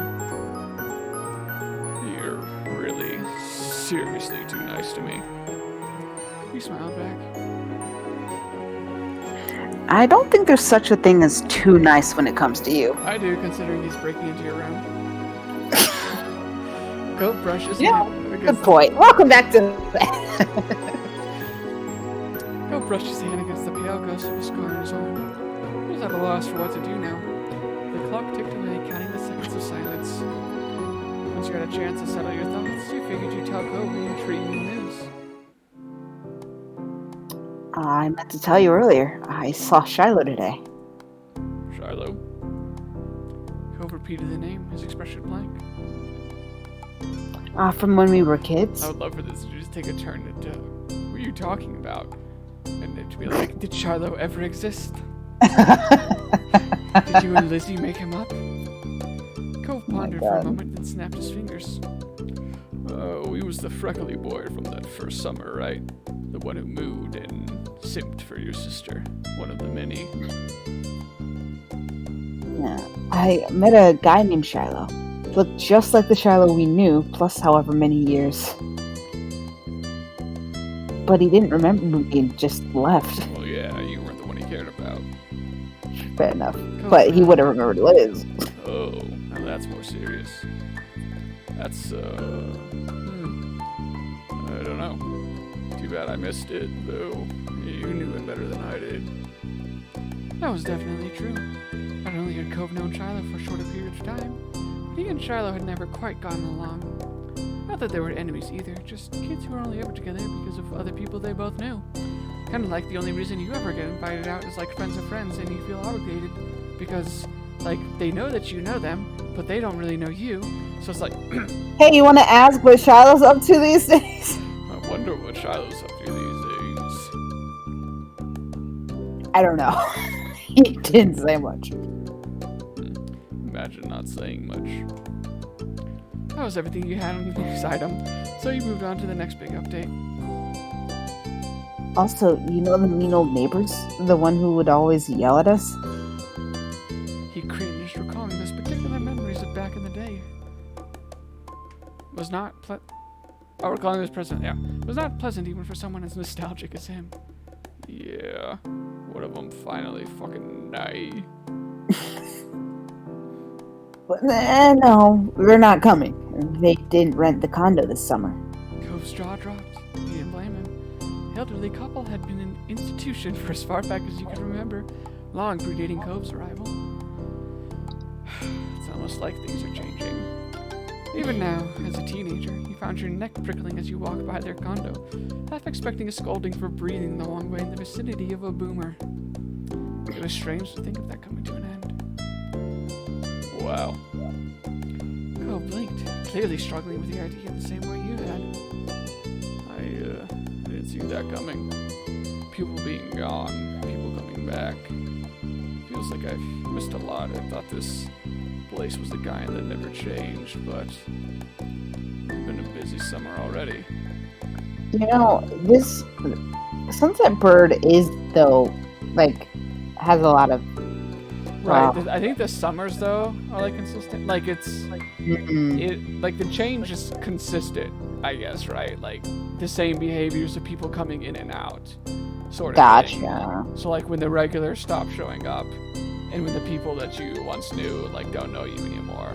I don't know. Maybe I could be wrong. Yeah, no, that's a good point. I was just gonna say like why does it feel like things are always? But I realized It's like a wait, tourist attraction, so like that kind of thing is normal, I guess. yeah, and there's times that it does like allow us to like play through. It's always summer, so that's why it's like, oh.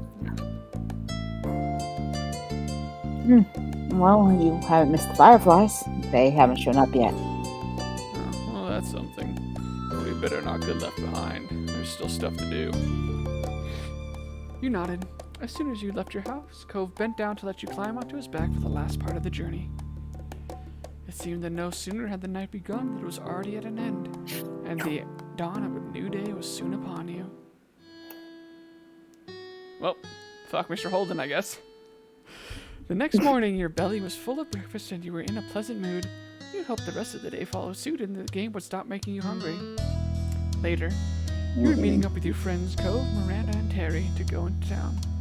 It was all short notice, but that was because everyone was just so excited that Cove was finally back home. Having a nice daydream? You blinked, pushing all your thoughts away and returning to reality. Oh, there goes gravity. Your mom was watching you with a teasing smile and spaghetti she was making because she's mom. So what's on the agenda today? Oh, I'm meeting up with some people. Well, I hope you and your friends have fun. Don't get into too much trouble. She winked at you. You knew both of your moms wanted you to enjoy every bit of the summer before all the big changes started. Ha! What? Can't relate. Oh. I'll try. But before you go gallivanting around the town, could you bring the mail in? I'm finishing up putting the dishes away over here. Alright. Thanks very much. Oh, there he is. He doesn't look. I knew they were. old. He does not. Like, mom has bags and gray hairs and stuff showing up. Yeah. I mean, Sure we also does. figured he was younger. But his hair Ah. is quite unkempt as he's slowly losing his mind still. Oh my god, leave him alone. I actually kind of like his hair there. Yeah, it's kind of Aizawa-esque, I feel like. Yeah. It's the whole losing control and constantly being on the Oh edge. my god. Please. As soon as you were outside your front door, you couldn't help but see Cove and his dad standing around in the road. They noticed you too. Hey there, DJ. Hey, yeah, good timing. You should come join us. What do you do Okay, inside this of- is in all. front of your house? I'm not gonna. Yeah, I'm You not gonna kissed lie. Holden. You kissed No, Mr. no. Holden I, right in I front of his could not. son. I know. I'm not gonna lie. I thought this was all for his dad first. I was like, I mean, you waved honestly, at it him. could Like, be. Here we go. Did you kiss his dad on the lips? Oh no, okay, let's just go. What if you say on the cheek? Okay, still Cove. I think it was gonna change depending on who you were kissing. Listen, kissing on cheeks and stuff in some cultures is normal. Yeah, I guess Such as so. California, its own culture, kissing people on cheeks. And clearly, you're from European and/or Latina cultures, as based on your white and black mother. Yeah. I'm wondering. I mean, because we just saw it. Well, I mean, you didn't give him a kiss yesterday, oh yeah, that's true. but also now Okay. he's in front of his dad. And now we're in front of Dad. I wonder, well, how does it go if we kiss him? It probably depends where. Oh, I kiss him on the nose. Ah, I'll give him a little nose kiss. that's I wonder if this cool. means Actually, no, it says on the nose. I thought it was maybe like the rubbing nose together thing, but I think they would be worded differently. Oh yeah, like a butterfly kiss. Is that what that's called? Yes, I think so. Or maybe I'm mistaken. Butterfly kiss. Oh yeah. Thank goodness WikiHow's here to teach me how to butterfly kiss with 5 steps and pictures.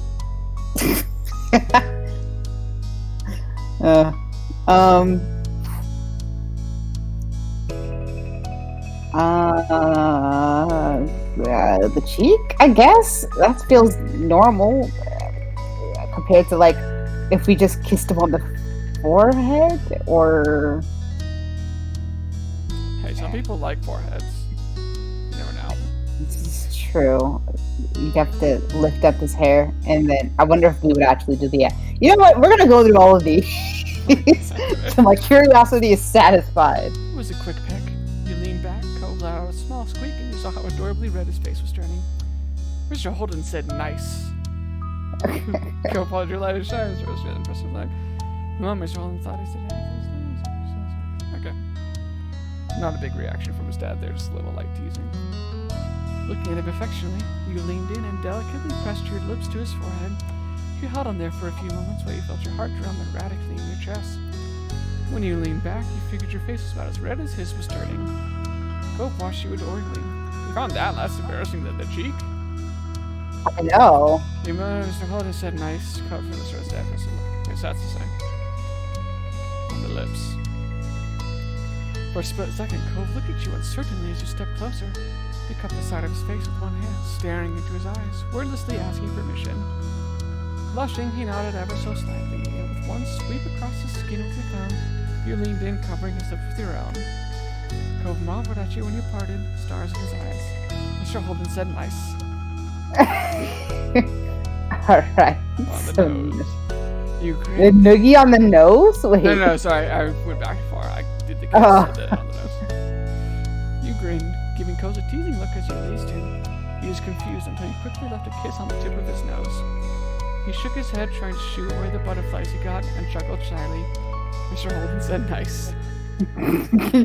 Okay, so. You laced your fingers with his. This was his hand. You laced your fingers with his, and he accepted the touch bashfully. Then you surprised Cove by lifting his hand. Delicately, you kissed the top of it. You smiled, letting your hands lower. He gawked at you, clearly flustered and unable to get a single word out. Mr. Holden said nice.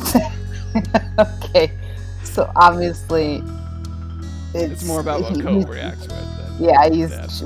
his dad's just chill. Well, you know, only because I like the little like awkward smile thing that he does. Is it Nose that did the? Yeah, I just like that face that he makes, and he's got a little dimple. So, DJ, what are you up to today? I assume my son? Oh my god. Mr. Holden, I've told you, sexual harassment. Just remember that fucking He's right. I know, that's Don't touch exactly what I was me. referencing. Sexual harassment! Don't touch me! Good video. Haven't watched it in a while, but it will forever stay in my heart. For sure. As far as I know, nothing too much. Me and Cove are meeting some friends in town later. Oh, that sounds like a plan to me. Imagine having friends to meet in town. Yawning, Mr. Holden stretched his arms over his head. My boy and I have been waiting around to see what the new neighbors are like. Oh. It was definitely his idea to set up seats out here and watch their front yard. I did not suggest this. I don't know how you're not interested in this. It's big news. Besides, it'd only be polite to greet the new folks in town and try and introduce myself before they know what I'm really like and leave a good first impression so that maybe the rumors don't get to them about.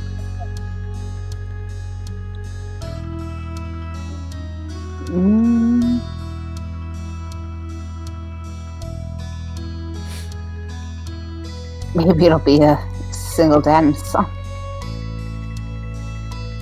Cove snorted some airy laughter at the suggestion. Oh no, you think we'll have some competition? For several moments, Mr. Holden was unable to answer. He was still chuckling when he put his hands on his hips and tried to compose himself. Absolutely not. We're the #1 father and son duo in this town, and no one's changing that. Right? We're not going to be replaced. Cove, if he's a better single dad than me. Mr. Holden took one more glance at the Carnegie building and sighed dramatically. When he turned back to you and Cove, his whole body seemed deflated. There's no sign of them. I still need to head over to work soon, or else the boss is going to yell at me and remind me what a failure I am. Do we know what he does? I thought he worked from home, honestly. I don't remember what he does at all. Oh. Cove gave his dad a few reassuring pats on the back. Okay. I promise to keep an eye out. I can text you if anything happens. Really? You do that for me, son? Yeah, of course. Well, I mean, only until I have something better to do, like meet up with Terry and Miranda. Will you take that? With a wide grin breaking on his face, Mr. Holden looked absolutely thrilled to have his nosiness enabled, even if it was just for his son to kill time. I'll take what I can get, you know that. He moved firmly. To firmly place both hands over Cove's shoulders, fixing his child with a firm stare. Son, you are truly my only ally in this harsh, cold world. I have no one besides you. You know that, right? Mr. Holden stood up straighter, letting Cove go. He looked reinvigorated. Okay. With that settled, I'll go make some money so you can continue to indulge me. That's always been the one thing I do best. It's been the only thing I can offer to you. I know that you have... Mr. Holden headed off to the garage, mumbling and whining to himself. Bill smiled the whole time you both watched his dad leave and break down again. I feel like we need to go tell your dad about a little word called codependence. You had mixed feelings on Mr. Holden. He's kind of a father.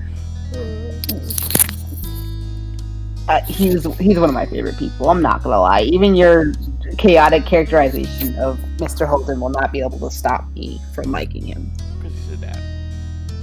Yes. He always tried his best and was honestly just great. I have to be consistent, Gabe. No, this is your life, so I knew you were going to choose that. I just thought the other options were funny, considering me. As soon as he was out of sight, Cove sighed lightly. Are you okay? My dad's such a fucking train wreck. Yeah, just not looking forward to waiting. Guess I'll be hanging around the street a while. Bye! I mean, our mom why don't I? letters to get the mail, but... Oh, that's right. But do you care? I mean, why don't I stay to see the new neighbor and keep you company? Curiosity about the new tenant was getting the better of you, and you figured that the wait couldn't be too much longer. Besides, you just couldn't leave Cove. Really? Of course. I like keeping you company, remember? He stared at you a moment, smiling softly and thinking about his response. I like that too. Cove put his hands on your shoulders, his thumb absent-mindedly moved in a soothing circle. Looks in his eyes were much firmer. He was serious. DJ, you're my true ally in this cold, harsh world. I have no one else besides you. You know that, right? I got a fair amount of chuckles from you. He grinned, the stoicism fading into amusement. For some reason, he thought he heard his dad crying in the distance. You're always good to me.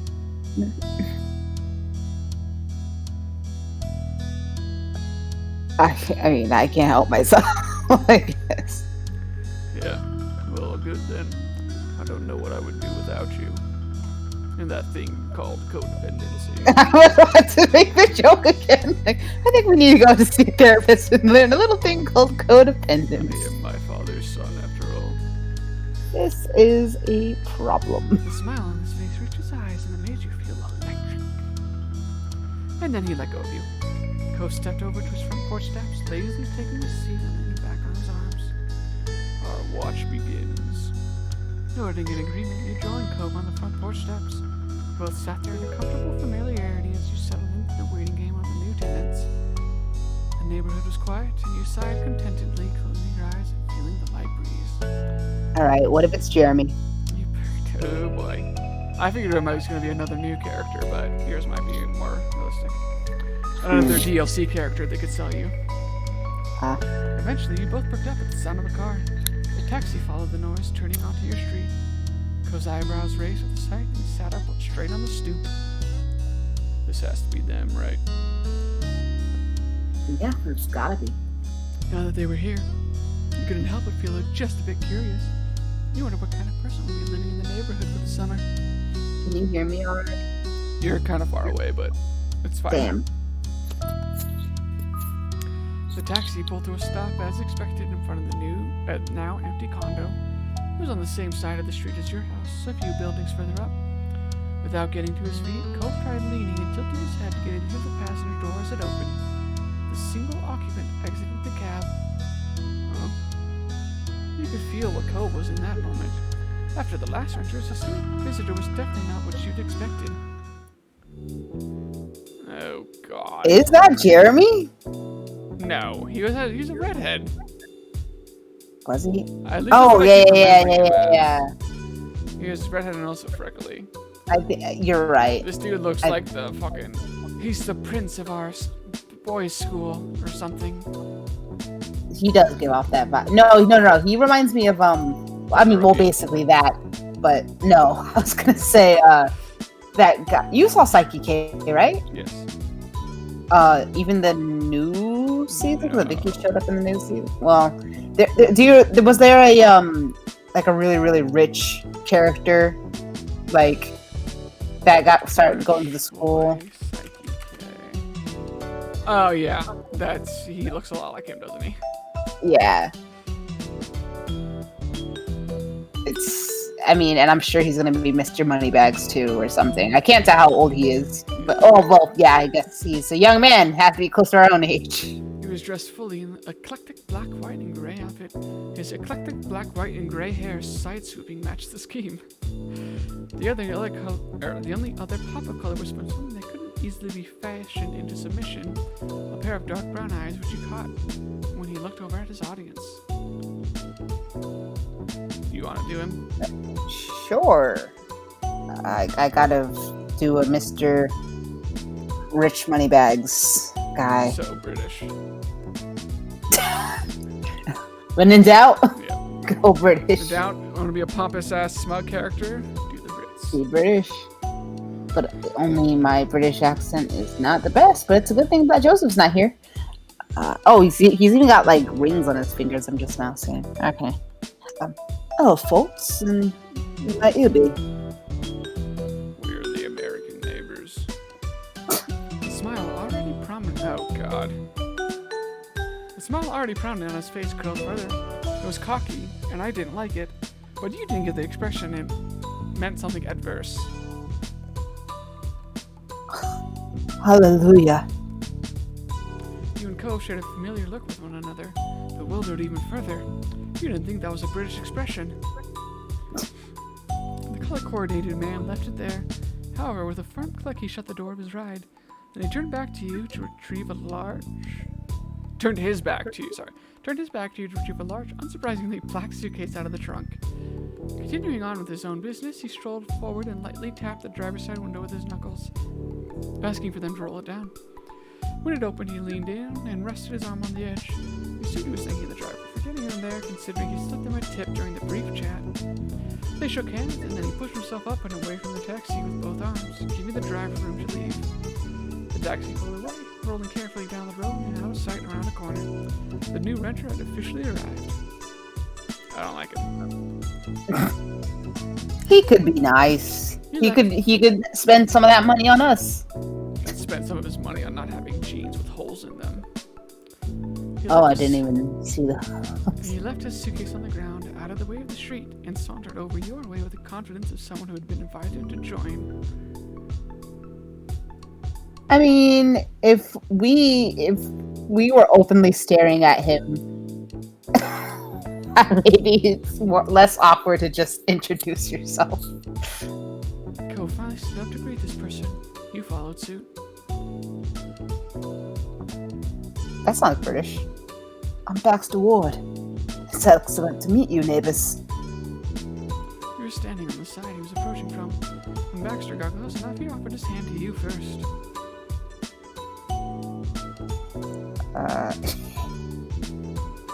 Offered the low five. No. Baxter My made a guy. work and twisted his hand to oblige your greeting of choice. Go back. I refuse. I mean, I feel like you would low five, and this is your life. No, absolutely not. Shook it. Baxter gripped your hand firmly to give it a satisfying shake. Hi, Baxter. I'm DJ. Hey, DJ. I'm quite keen on getting to know you better this summer. We could be good friends. On the other side, Cove made a sudden sputtering noise. Yeah, I was wondering if we were gonna do this. And you are? He lifted his hand out to Cove next. Cove shook his hand, still eyeing Baxter carefully. I'm Cove, and I can't quite place your accent. Baxter's whole demeanor lit up for unknown reasons. His eyes shone as he studied Cove a moment. No, wait. Is that a nickname or your real name? I'm not good at accents, Gabe. We've been new. It's just my name. Cove is Cove. Cove spoke proudly, having given the explanation many times in the past, but it clearly charmed Baxter, all the same. He tossed his head to one side with a laugh. What if this is a subversion and he's actually gonna have feelings for Cove and not us? Yeah, I was aware. I was gonna say it as soon as you were, but I don't know. I guess. I mean, I can see it in a sense. He could be, I can also see him not being involved at all, considering he's probably a DLC character largely. Similar true. to Jeremy and Derek and Shiloh, who are kind of here, but not really. Possibly. See, I can't do this. You could just do what I did. Exactly what did you do? Hello? Hello, Governor. Your parents knew exactly what they were doing. That's not it at all. So you just have to do that tone and then just lower it, like, oh my, it is I, the queen of that one country or princess or whoever from Danganronpa. See, now that's exactly what I don't want to do. No, I said just do that and then just... Yeah, no, but I'm saying I don't want to do that. But it's the British. It's not. Your parents knew exactly what they were doing. I can't imagine a more fitting name for the face I'm seeing. Cove. That's gorgeous. It's really not. I could think of a more fitting name for you than Baxter. I'd probably have called you Oreo.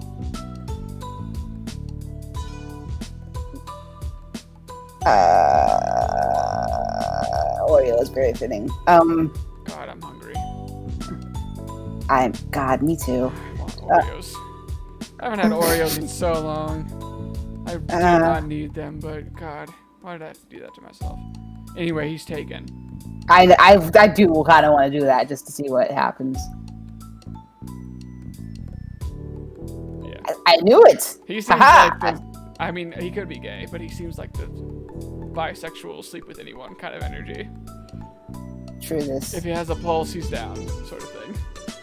I say this after meeting him for 5 minutes. Yes. Well, that's disappointing, but not surprising. I'm guessing he is yours. For now and forevermore. Also, yes. You couldn't believe how fast I confirmed that you had a boyfriend. Yes! That was me. Embarrassment he was already feeling from Baxter seemed to have overridden the bashfulness he usually had when frankly discussing romance. DJ is my girlfriend. I am her boyfriend. We are today. I can't. This could never work. And that's crushing, but makes sense. I got here too late, obviously. Oh, really, I didn't mean to intrude on anything you have. So I guess we got to try the other ones. I'm so curious if he takes it further, if he doesn't realize, like if it's just, if he's just kidding. Know what to say? After a notable pause, Dr. Collins made a block after that didn't know same thing, patently against getting stepping on toes. You kind of just moves past it. It suits you.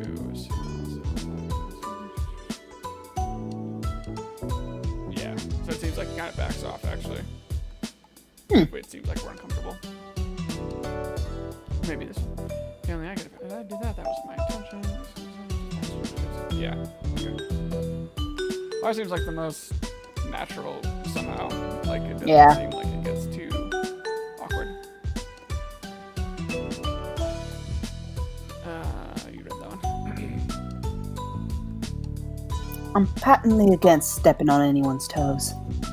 He chuckled to himself. It seemed like there was some extra meaning hidden there in his words. And you noticed the Cove raised an eyebrow, picking up on that too. Basically, as soon as either of you were single, he was going to swoop in. Baxter didn't even open his eyes to see your faces to know he had some filling to do. Some filling to do. Okay.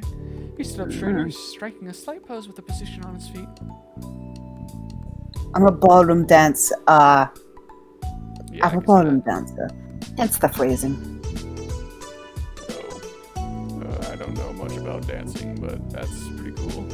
Very masculine. It's not hard once you get the basics down. Cove didn't look at this at all. Baxter took that as a cue to keep talking. Well, He grinned in a way that was rapidly becoming familiar to you. if either of you are ever looking for a partner, I'm available. I'll pass. Cove peeked at you, smiling softly. You felt his familiar touch as he squeezed your hand for a moment. What a fucking cheesy ass boy of ours. There's only one person I'd want to dance with. Sorry.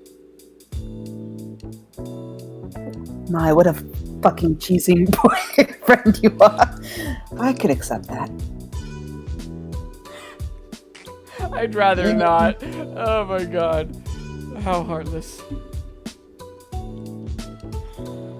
Oh, are we saying that to I thought we were saying that to Cove. I think we're probably saying that to Baxter. Oh no! I took it. I thought you were saying it's heartless because we'd say it to Baxter. No, I thought you were saying because Cove was like, "There's only one person I want to dance with." I'd be like, I'd rather not. not. Cove. So I mean, okay, maybe this is just going to show how that trope of like not knowing how to set boundaries or whatever, like put your foot down or whatever. But I'm like, the dancing didn't sound like a too damning offer. Cove rolled his eyes as your agreement coming right after his refusal. Okay, so Cove seems secure enough to not mind. At least that's what I'm hoping, that this doesn't become a thing. Yeah, I feel like his expression would be different. Yeah. I really am qualified to give lessons. Yeah, it's fine. After that, there was a lull in conversation, and Cove attempted to fill it. What made you decide on Sunset Bird? And also, like, are you alone, renting out a condo by yourself in the summer? Are you rich? Oh yes, well, my parents rented a condo, so I had a place to stay while I'm off for a semester from college and not living in the dorms. There was a playful glint in Baxter's eyes as he continued. Ideally, they wanted to send me somewhere that wasn't too exciting, but lucky for me, they picked the wrong street, considering the two of you live here. Baxter then preemptively lifted his hands up in front of his chest, giving the gesture for meaning no harm. It's nice not to be the only one my age around the neighborhood for an entire summer. Nothing more. That was a story you had heard before. The same one as when Lonely Cove and his dad moved in all those years ago. Cove wasn't relating still. I thought British people called it uni. Also, you could have phrased it like that in the first place. I don't feel the need to keep words of praise to myself, nor do I feel the need to call everything by my nationality. But they're not romantic come-ons. I see that you two are very much a committed pair. I'd like to be friends if we can. But that's all. Okay, this felt natural at first, and now this is just kind of reading weird. Yeah, it's okay. We don't have to keep addressing it like this.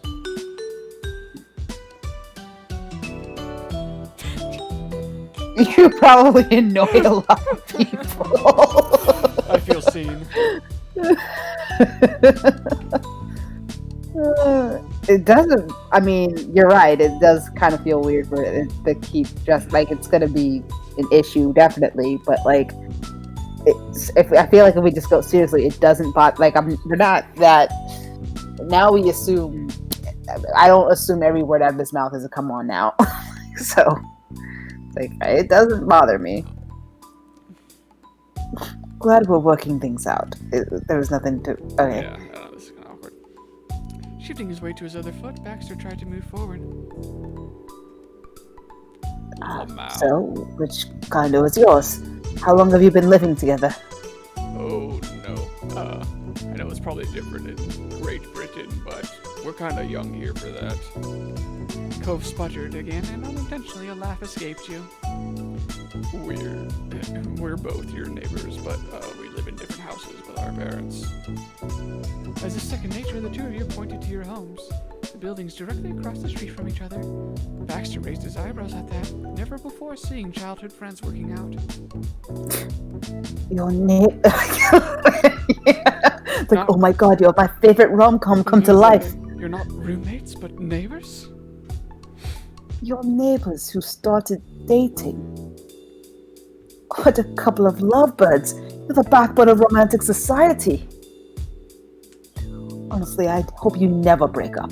If you can make it work, there might be a chance for the rest of us. You knew Cove well enough to tell there was a little bit of amusement in his expression, but he sighed in exasperation. After that, you had no doubts about his claims of being complimentary. You're really starting to get a kick out of it. Well, if either of you are free, I'd be thrilled to hang out this summer. But we can save the schedule. Oh, the schedule? Is that the British way? There you go. Schedule talk for later. Now you're getting it.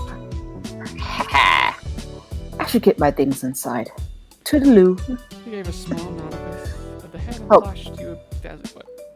Pip, pip. I missed the Pip, perfect cheerio. opportunity. Pip, pip, cheerio. Yeah. There you go, now's your chance. Pip, pip, cheerio. Pip pip Cheerios to you too, my dude. Cove gave a small wave as well. Bye, Baxter. Honey Nut Cheerios. Baxter turned on his heels and strolled back to his suitcase, picking it up and bringing it to his condo. You and Cove were silent as Baxter unlocked the door and disappeared inside the house. With him completely out of the scene, Cove let out a long breath. I don't know. I'm going to explain that guy to my dad, and I don't know why this character introduction was so much weirder than the other ones with Derek and Shiloh and Jeremy. It's because he's the first adult. I mean, I guess. He's our age, so. But I'm just assuming maybe they had to like store up some drama because we're older now, and we're meeting neighbors. I mean, I don't know about you, but I am somewhat kind of awkward meeting new neighbors. I don't know why I said that. Like, you're not just gonna say that you're always awkward, but still. I was would wondering, like, do I love- just not? I mean, because I obviously I have no authority to talk on anything because I don't know what meeting new people is like in general at this point. But I was like, I feel like this is not a normal like first conversation to have, repeatedly addressing relationships like this. But I don't I know. have to wonder because society is moving towards such a like. At least I'm seeing that in the media more. People talking about setting boundaries or like just getting everything out in the air immediately. It's like Yeah, I have to guess. wonder if this was an attempt at that. But if it was a little awkward in its execution. Yeah. However- I just feel like it was too long. Like they did the whole Right. out in the open thing like right away, and that was Right. natural. If they moved on, I'd be like, oh, okay, yeah, that's kind of a nice flow and way to handle it. But like the repeated emphasis on it was like, okay, why are we still on this? Right. I don't know. But that's just me who doesn't interact with people. So this could be very normal to an actual human. I don't know. Like I said, if even I thought it was just a little awkward, then I'm sure it's might have came out differently. I at least have to. I at least take like what do you call it? I appreciate that it did end up leading to the like wait, you guys are a sitcom or something like that. Like I appreciate that it led up to that. Also, really need to see this guy interact with his dad if he is in fact the bisexual. Like if he's supposed to be like in that we all know that not all bisexuals are they don't jump the bones, Right. but if Less they're leading bisexual, towards more horny on main. yes exactly, like if he's just horny on main honestly for like anyone, then I need to know, because whether or not you paint him this way, the dad is a catch, and I need to know if we get to do it. Like, I fucked your dad last night. like if you just see him running, like the video that you sent me about the guy that who cheated on his or like the wife who cheated on her husband with the guy that ended up running down the street. I just need to know if we get to see Baxter running across the street to his house in the middle of the night. Like how Cove comes to our house in the middle of the night running across the Yes, street. absolutely. You burst, I need to know if this can be ironic. you burst into a fit of laughter trying to imagine this guy and Cove's dad, just in general. At least the job is done. We saw the new neighbor, and now we can go meet up with Terry and Miranda. People who make sense. Yeah, we should get going. Also, we Also, should I wonder warn if I get the them mail. Yeah. Oh, the mail. Yeah. The job we're supposed to do for our mother. Yeah. Fucker. You gave Baxter's condo one last glance over your shoulder.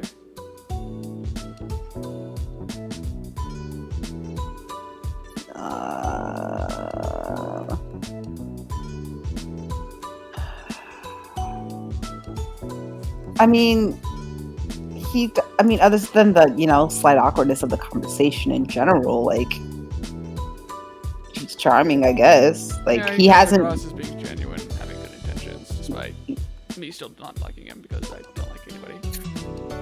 Yeah, like if they wanted to make him out to be the douchey character, like, douchey rich boy, there were definitely ways that they could have done that, and they haven't done it yet. So, If they were gonna make him that kind of trope, they would have made it that kind of trope like Jeremy. yeah, exactly. You weren't really sure when, but at some point Baxter won you over. Probably when you imagined him banging Cove's dad. You were curious to get to know him better. Laughing quietly, you wondered how Baxter would fit in with Cove's family if he started banging Cove's dad. And also, I guess the rest of the neighborhood. Turning your attention back to Cove, you pushed all thoughts of Baxter aside. You both started making your way towards town.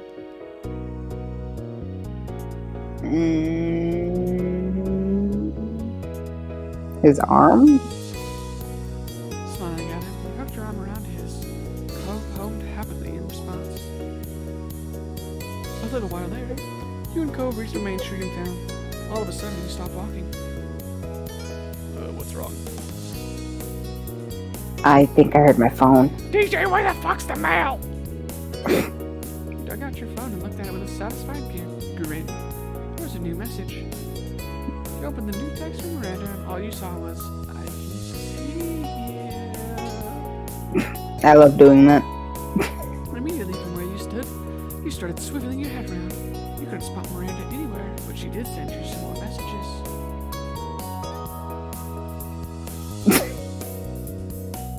I saw you holding Cove's arm. Scandalous.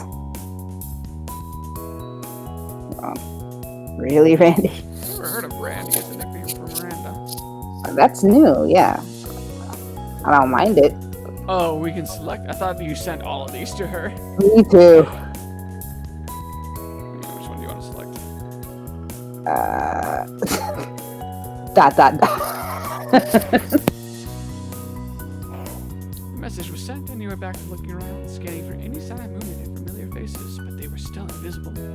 Cove looked at you carefully, raising an eyebrow.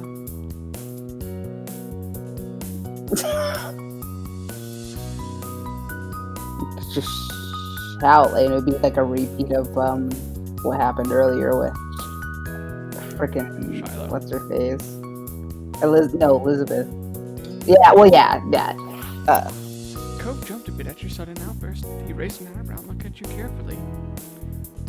What's happening? Before you could even begin explaining anything to Cove, you both snapped your attention to the yelling from across the street. And there you saw Miranda and Terry coming up from behind the backside wall of the grocery store. They both started waving widely to draw even more attention to themselves. Cove took a step in their direction. Grinning, he put his hands around his mouth and better project his message across the street. Yo, bitches. Laughing and arm in arm, the girls stopped only to look both ways and then rushed across this empty street. I recently took oh, she's cute. I recently took a look at free 50% off as nostalgia because it got recommended to me, and I was like, oh man, I forgot this existed. That this was a thing. You watched it, right? I'm not crazy. I know what it is. I don't think I ever watched it, but I know it. Oh. I know Octo and all that stuff. Yeah. Octo streams from time to time. Yeah, so there was when he went like, yo, bitches, like the immediate obvious follow to that is, guess who just got out of prison? that's what they made Nagisa out to be, like they called him Bugisa, like as a joke, because you should probably, I think it might still hold up. I watched some clips and it still made me laugh. But they gave Nagisa like the thickest voice and made him like, or like not the thickest, the deepest voice, and made him sound like he was a gangster. And it's very funny. You might not even know who Nagisa is. He was the really like cute youngest one of them, which is what made it funnier. Do you have any idea how little that narrows it down? Well, okay, but. The cute, young-looking one from that show that's Yaoi Bait. Question mark. No. Listen, it's KyoAni, right? Yeah. Everything they do is like Yuri Bait and Yaoi Bait, I feel like. I say that with love. Like, I love their You're stuff, right. But they know what they're doing. But I feel like of the cast, Nagisa is the most like, he's like honey, basically. He gives me honey vibes from Oran. So I'm about to give you a picture. He does not look that much younger than the other boys in my mind, but I guess What? I guess. I mean, like, possible.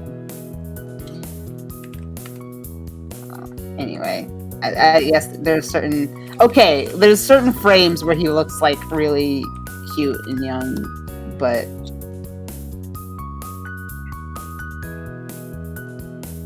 hold on, this frame, like, I think it's like his introduction frame, and I just think he looks kind of young, adorable. But I guess it doesn't help that they showed in the show them as kids, and I think he just looks exactly the same.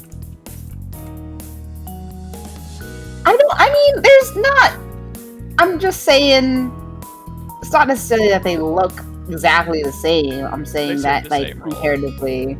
Yeah. Gotcha.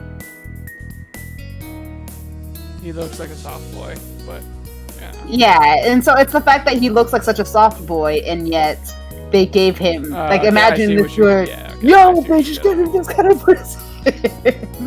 So, that was obviously on purpose. And hold on, I gotta.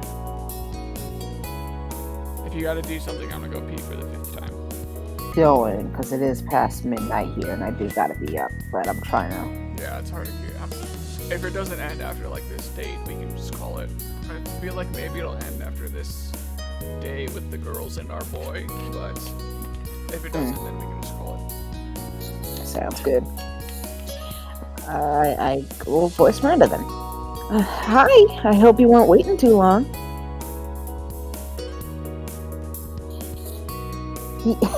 This would be a reference to the chapter that came out today for I'm in Suburbia. Hey, bestie! Hi.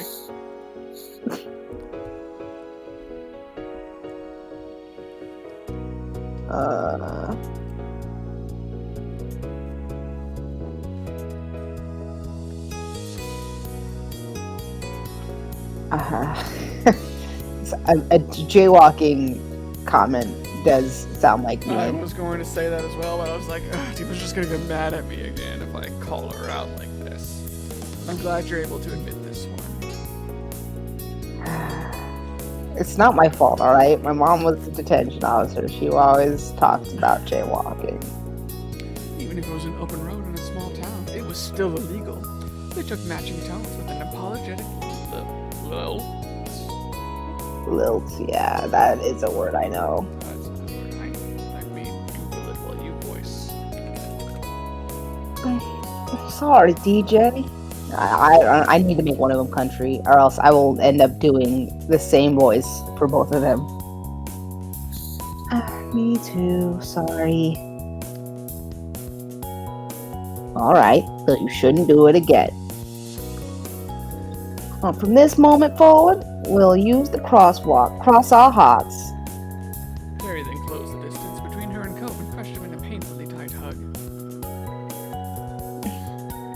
You're finally here. It's been so long. What took you? He did his best to eke out a reply with his chest being compressed. Sorry. Eventually, she let him go. Terry looked at him with a beaming smile, but Cove was distracted, rubbing his arms. Standing there, Miranda shifted her weight to her other hip. She watched Cove patiently with a bashful smile.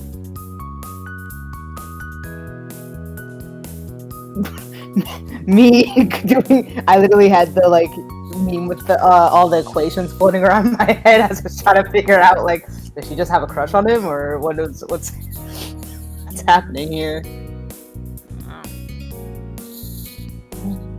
Welcome back. That's not my voice.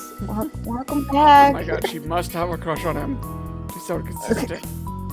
Also, here we got both ends of the spectrum from what we were talking about earlier with the plump gal and the stick thin gal.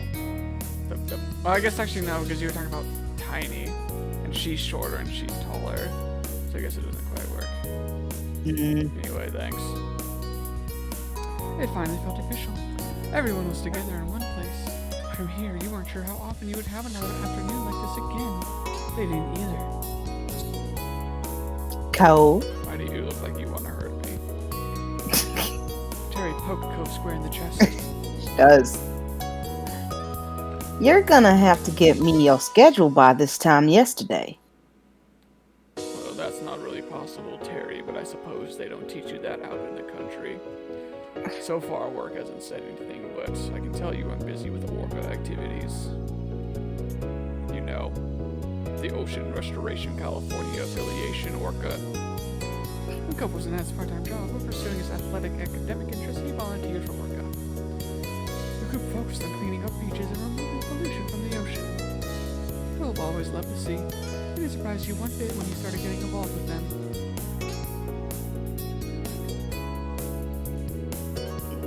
I mean, listen, not to sound like a follower or something, but I think if, it's that thing where people rub off on you, there's plenty of activities and stuff that I've done because of someone I knew was a part of it. So, I don't think I would have been the one to introduce Cove to it, but I think I would have joined after learning about it. And plus, who wouldn't want to save the ocean if it was something that my boo was real passionate about? Name one thing that someone else rubbed off on you that you got into after them. Or however you said it, that you stay interested in because of them or something. Name one. Well, Name it right now. Okay, well, I guess it doesn't count if I didn't continue doing it, but I like did it because they Yeah, were sure. just like, "Hey, come out." Okay, so dragon boating from Cheryl, and also I remember. the Does Cheryl still do that? I don't know if she still does it, Yeah, I but she remember. also got me to do the. Now, of course, I can't remember the name. That famous food charity thing, like feeding the homeless, or like no, well, feeding like people, like children. Ah, God, this, I know what you're talking about. I couldn't tell you what it is either. Fucking one of yeah, those like charities that does the good things for the people less fortunate. yeah, like we actually like prepared the meals, like Yeah, rice and I stuff. did that when I was at First Bank too. I did an afternoon with volunteering at like one of their food banks or whatever, and I also couldn't tell you what it was. And then there was, of course, also hiking with Courtney. She somehow managed to convince me to go to Sedona to clear her chakras or whatever. Oh my god! And- fucking course, Courtney. Yeah. I always know that like Sedona is like a center for the whole like get your magic rocks here sort of thing. But I'm like I know it, but I don't think about it actively until I'm reminded. Yeah, I don't know if it was like necessarily she wanted like something about like No, get her energies yeah, aligned. I know it. It's the Sedona thing. I know what you're talking about. Yeah, so the thing is, like the night before, I had literally stayed up with Bree. This was when we were roommates, of course, and we were watching some kind of K-drama or whatever else, and we had been like hooked and staying up all night, and we'd been up since like 4 in the morning. Like we had stayed up until 4 in the morning to watch this. And then fully knowing that at 6 a.m. Courtney wanted to go drive to Sedona. We were like, Bree, yeah. Wow. So I was like, at least we're suffering together because this is a bad idea. But we were like, it's fine. We've already come this far. No, it's not like it's not going to make a difference whether we have 4 hours of sleep or 2 hours of sleep. So we were just like, yeah. So we were like, let's just do it. And then we did it, and then Courtney made us drive, and we had to walk up mountains and stuff. It was like a baby hike compared to other things that I've done, like with you. And then wait, then I could have named that. Yeah, I was like, oh, someone with Courtney. Okay, it's fine. Okay, Courtney, it's fine. Well, that wasn't fun, like bad. Like this Courtney one held a special spot in my mind because it was a bad decision that led up to it. And it's literally one of 3 times I've been hiking. So yes, there you go. Join Orca.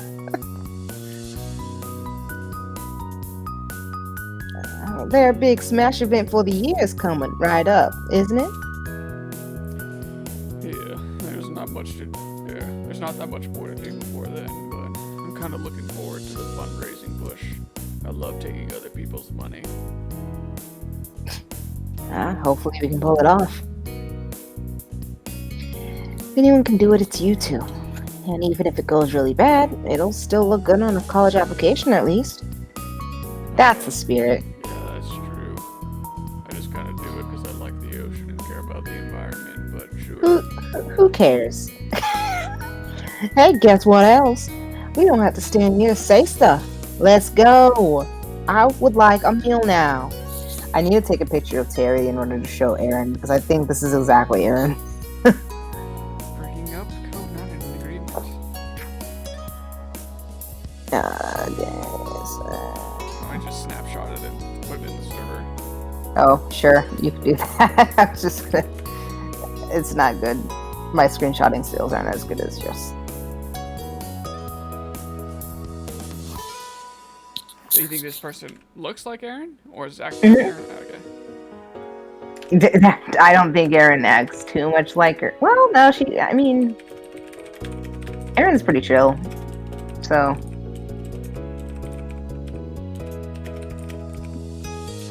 I just think her, if it's at least her avatar that she has in, Oh, I can see that.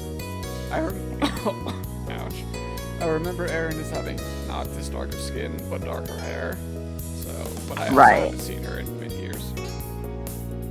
Right. Anyway, the four of you, one of which looked like Erin, headed into town, happily chatting the whole way. The only decision left was to make was where exactly to stop and eat.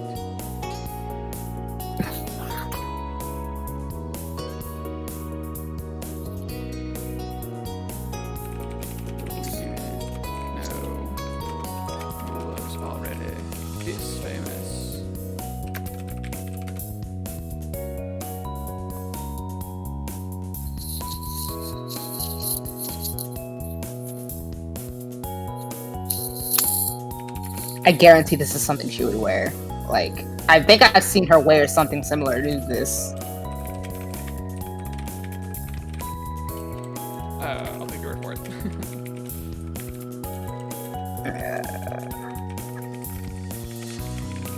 Anyway, sorry for the tangent. I know we said we were trying to wrap this up. The rest of the afternoon and evening passed by in the blink of an eye. When night fell, it was time to head home, and he parted ways with Miranda and Terry. So don't even worry about it, because the night passed in the blink of an eye. Yeah. You and Cove reached an airport without event. It was late enough that your out-of-the-way street was dark and silent. Yeah, I was just saying, so Darren does that. It's not quite her hair, but still. Oh, Cove's giving Piggy a back ride home.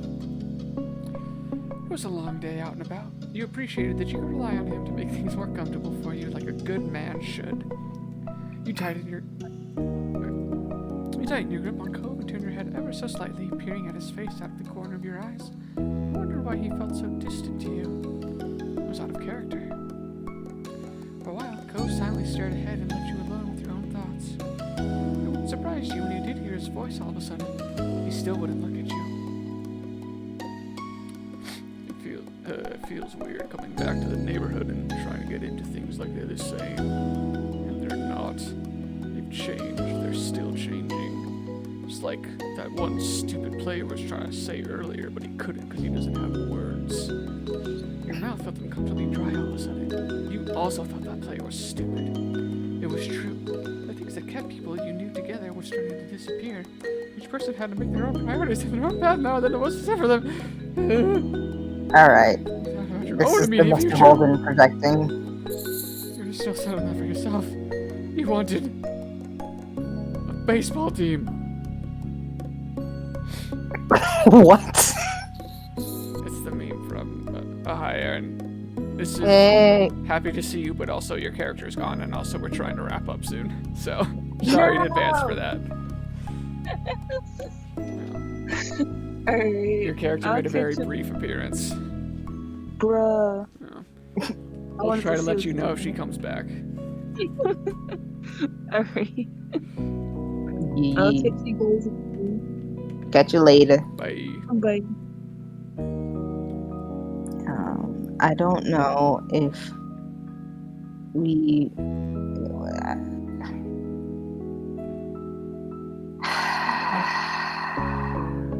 What did you want? This is my life. Then I went to school full time. Wait, what? And then you can. Oh, I see. Okay. Do you also want to focus on time that's not school work? I mean, I wanted to work part time too. I mean, that's what I did. So, and to focus on time that's not school or work. Okay, so yeah, that's everything besides full-time job. Yep. For your career, you thought you'd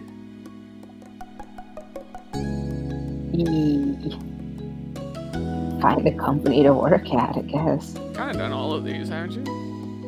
Yeah. Well, like if you count the Webcomic. freelancing. Oh yeah, that too. Well, I was talking about the start your own business thing for like. I know. I was like, does that count as a business? Like, I mean, you got a loan. Or not a loan, but you got a thing for a thing. I don't know. So it's close enough to where I would say you sort of done all these. You definitely have a company. You did the contract work, like I said, with the freelancing, which was also online. and then you're doing a creative thing on your stuff with your own, investment in time and whatnot. And you'll probably start your own business here in the next year or two. All right. Oh, here we go. So we'll just say you did it all. For education, you thought you'd... I guess public university, because that's what I did. For yourself, you wanted to?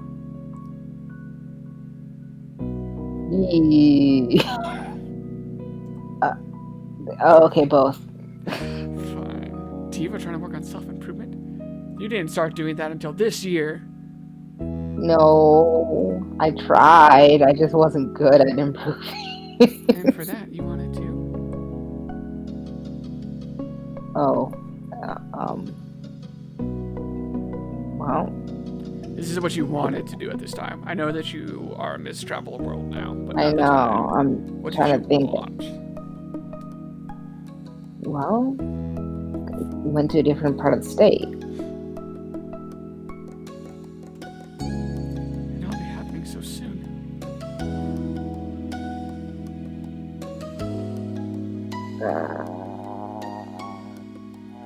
You probably had the NAU stuff settled like before, like Yeah. senior year. I probably feel like even.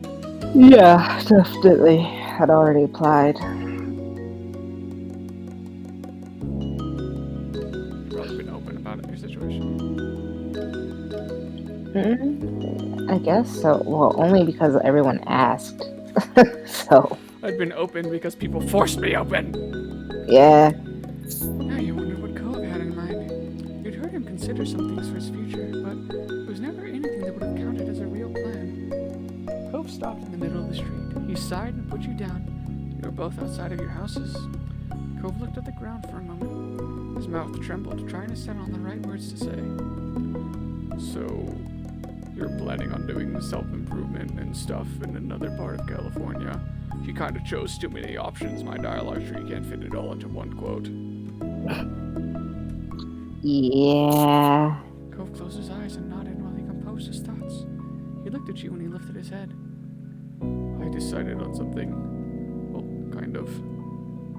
He smiled slightly and rubbed his arm. And then his expression grew more serious. I'm not going to decide on a school or a career. Not this summer. I'm going to stay here. At least in Sunset Bird, but I'll probably move out of my dad's place. Oh my god, Cove, no, you'll kill him! I'll keep working my job. Keep doing my volunteer stuff and everything else. Feelings. Maybe I'll know what I want for myself by fall. Or next year. Maybe I'll never have a plan. Life will continue on with whatever's happening. I'm not gonna crush myself trying to have everything figured out by a timeline that someone else has set. I just can't do it. I hate this game.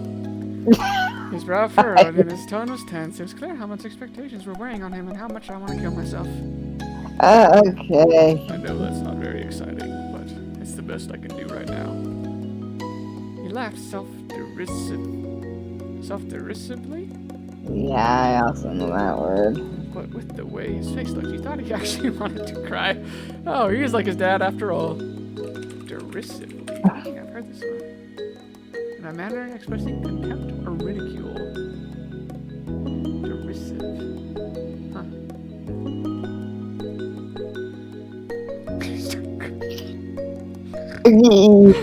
You felt annoyed.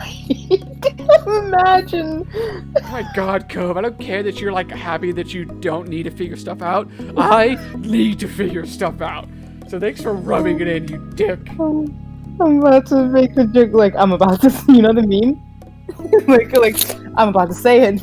I don't care that you broke your.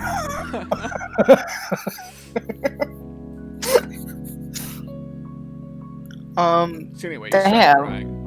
Yes, I was about to say like that's what I feel like doing. Yeah. But that's you now. You Well, then probably yeah. figured you'd be better off than you are now, right? Probably. That's what we all think. I don't know. Does looking at him deeply imply that I'm? I think it's like you're matching his serious tone and like taking him seriously, right? Yeah.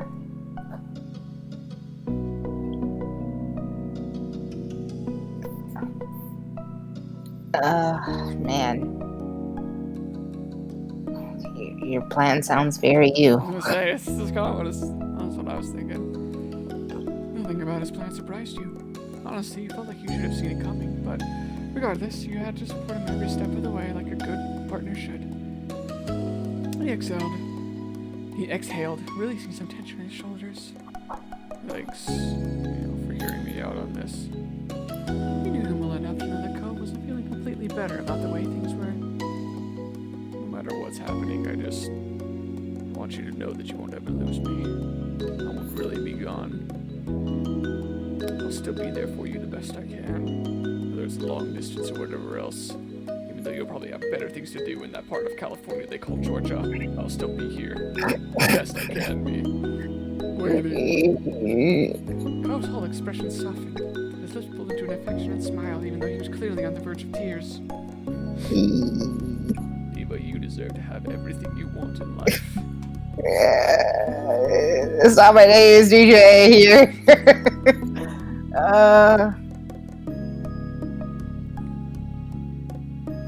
spicy. I want you to get everything you want in life. No, I want you to. That flew out of your mouth. Oh, he's gonna cry. That flew out of your mouth immediately, but you meant every word. His mouth pulled into a delicate grin as he clearly tried even harder not to cry. Just kidding. Looking at you fondly, Cove took a step closer. He then brought a hand to your face, cupping your cheek. Dotingly, his thumb lightly brushed your skin. Okay, now he's actually got tears in his eyes. I had to kind of look closer himself. He spoke to you softly. Wholeheartedly, he meant every word. Oh man, is he gonna hit us with the L word? Oh, maybe not. Things are hard right now. It scares me, but it'll be okay. It'll be more than okay. Now that things are up to us, we can make our lives better than they ever were.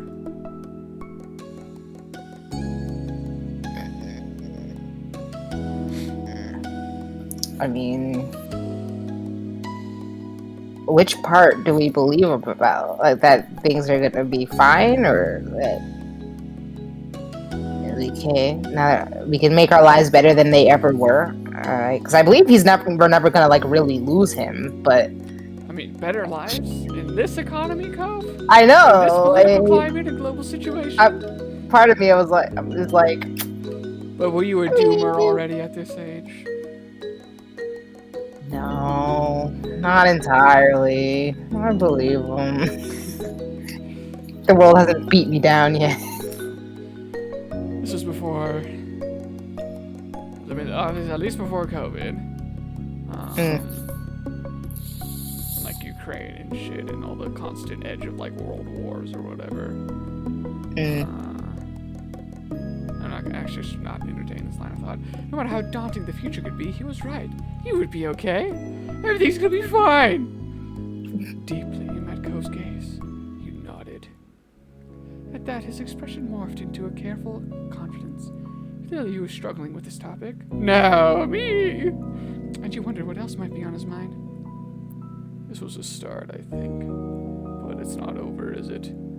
I'll have to keep talking about it going forward and, like, stay in good communication to be a good couple and shit, huh? Yeah. Cove softly reiterated his promise. It'll all be okay. We'll still always be there for each other. Is that good with you, or do you want to forget me once you go to that cool part of California called Georgia? And you forget all the people that made you back here, this part of California that's called Arizona. Oh my god. Yep, it's good. We good. Cool, that's cool. I wasn't worried about it or anything. Your other friends are still back here. Or in other places, at different time zones and stuff. We're all cool. All of us are equally cool.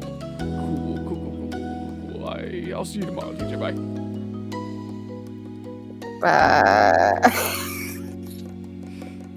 He's cool, Cool.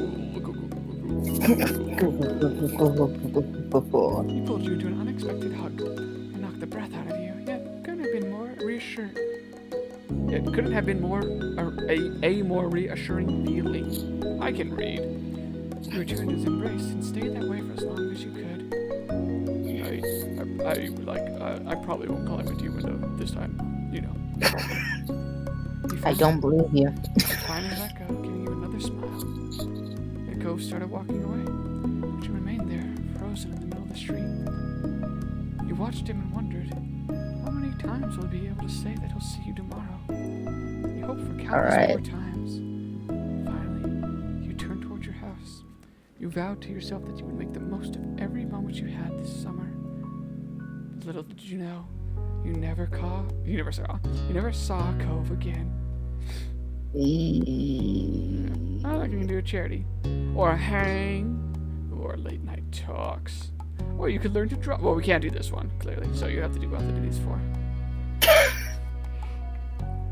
All right. We'll pick up. I mean, it's not like I never I just didn't have my license. Like, maybe it'll be like practicing licensing, like getting your license and stuff, because Copium. maybe it will follow the maybe it'll follow the There are path. people like me, right? People that are out Stop. there like me that get their things renewed 3 times. Yes, obviously that's why they made it an option. Probably. That's a fair point. That is a fair point. Okay, good. I thought it sounded too copium. when I Oh, was that was saying. actually, yeah, no, that's a legit argument. I feel like I got nothing back on that. Cool. All right. Time to go cry ourselves to sleep.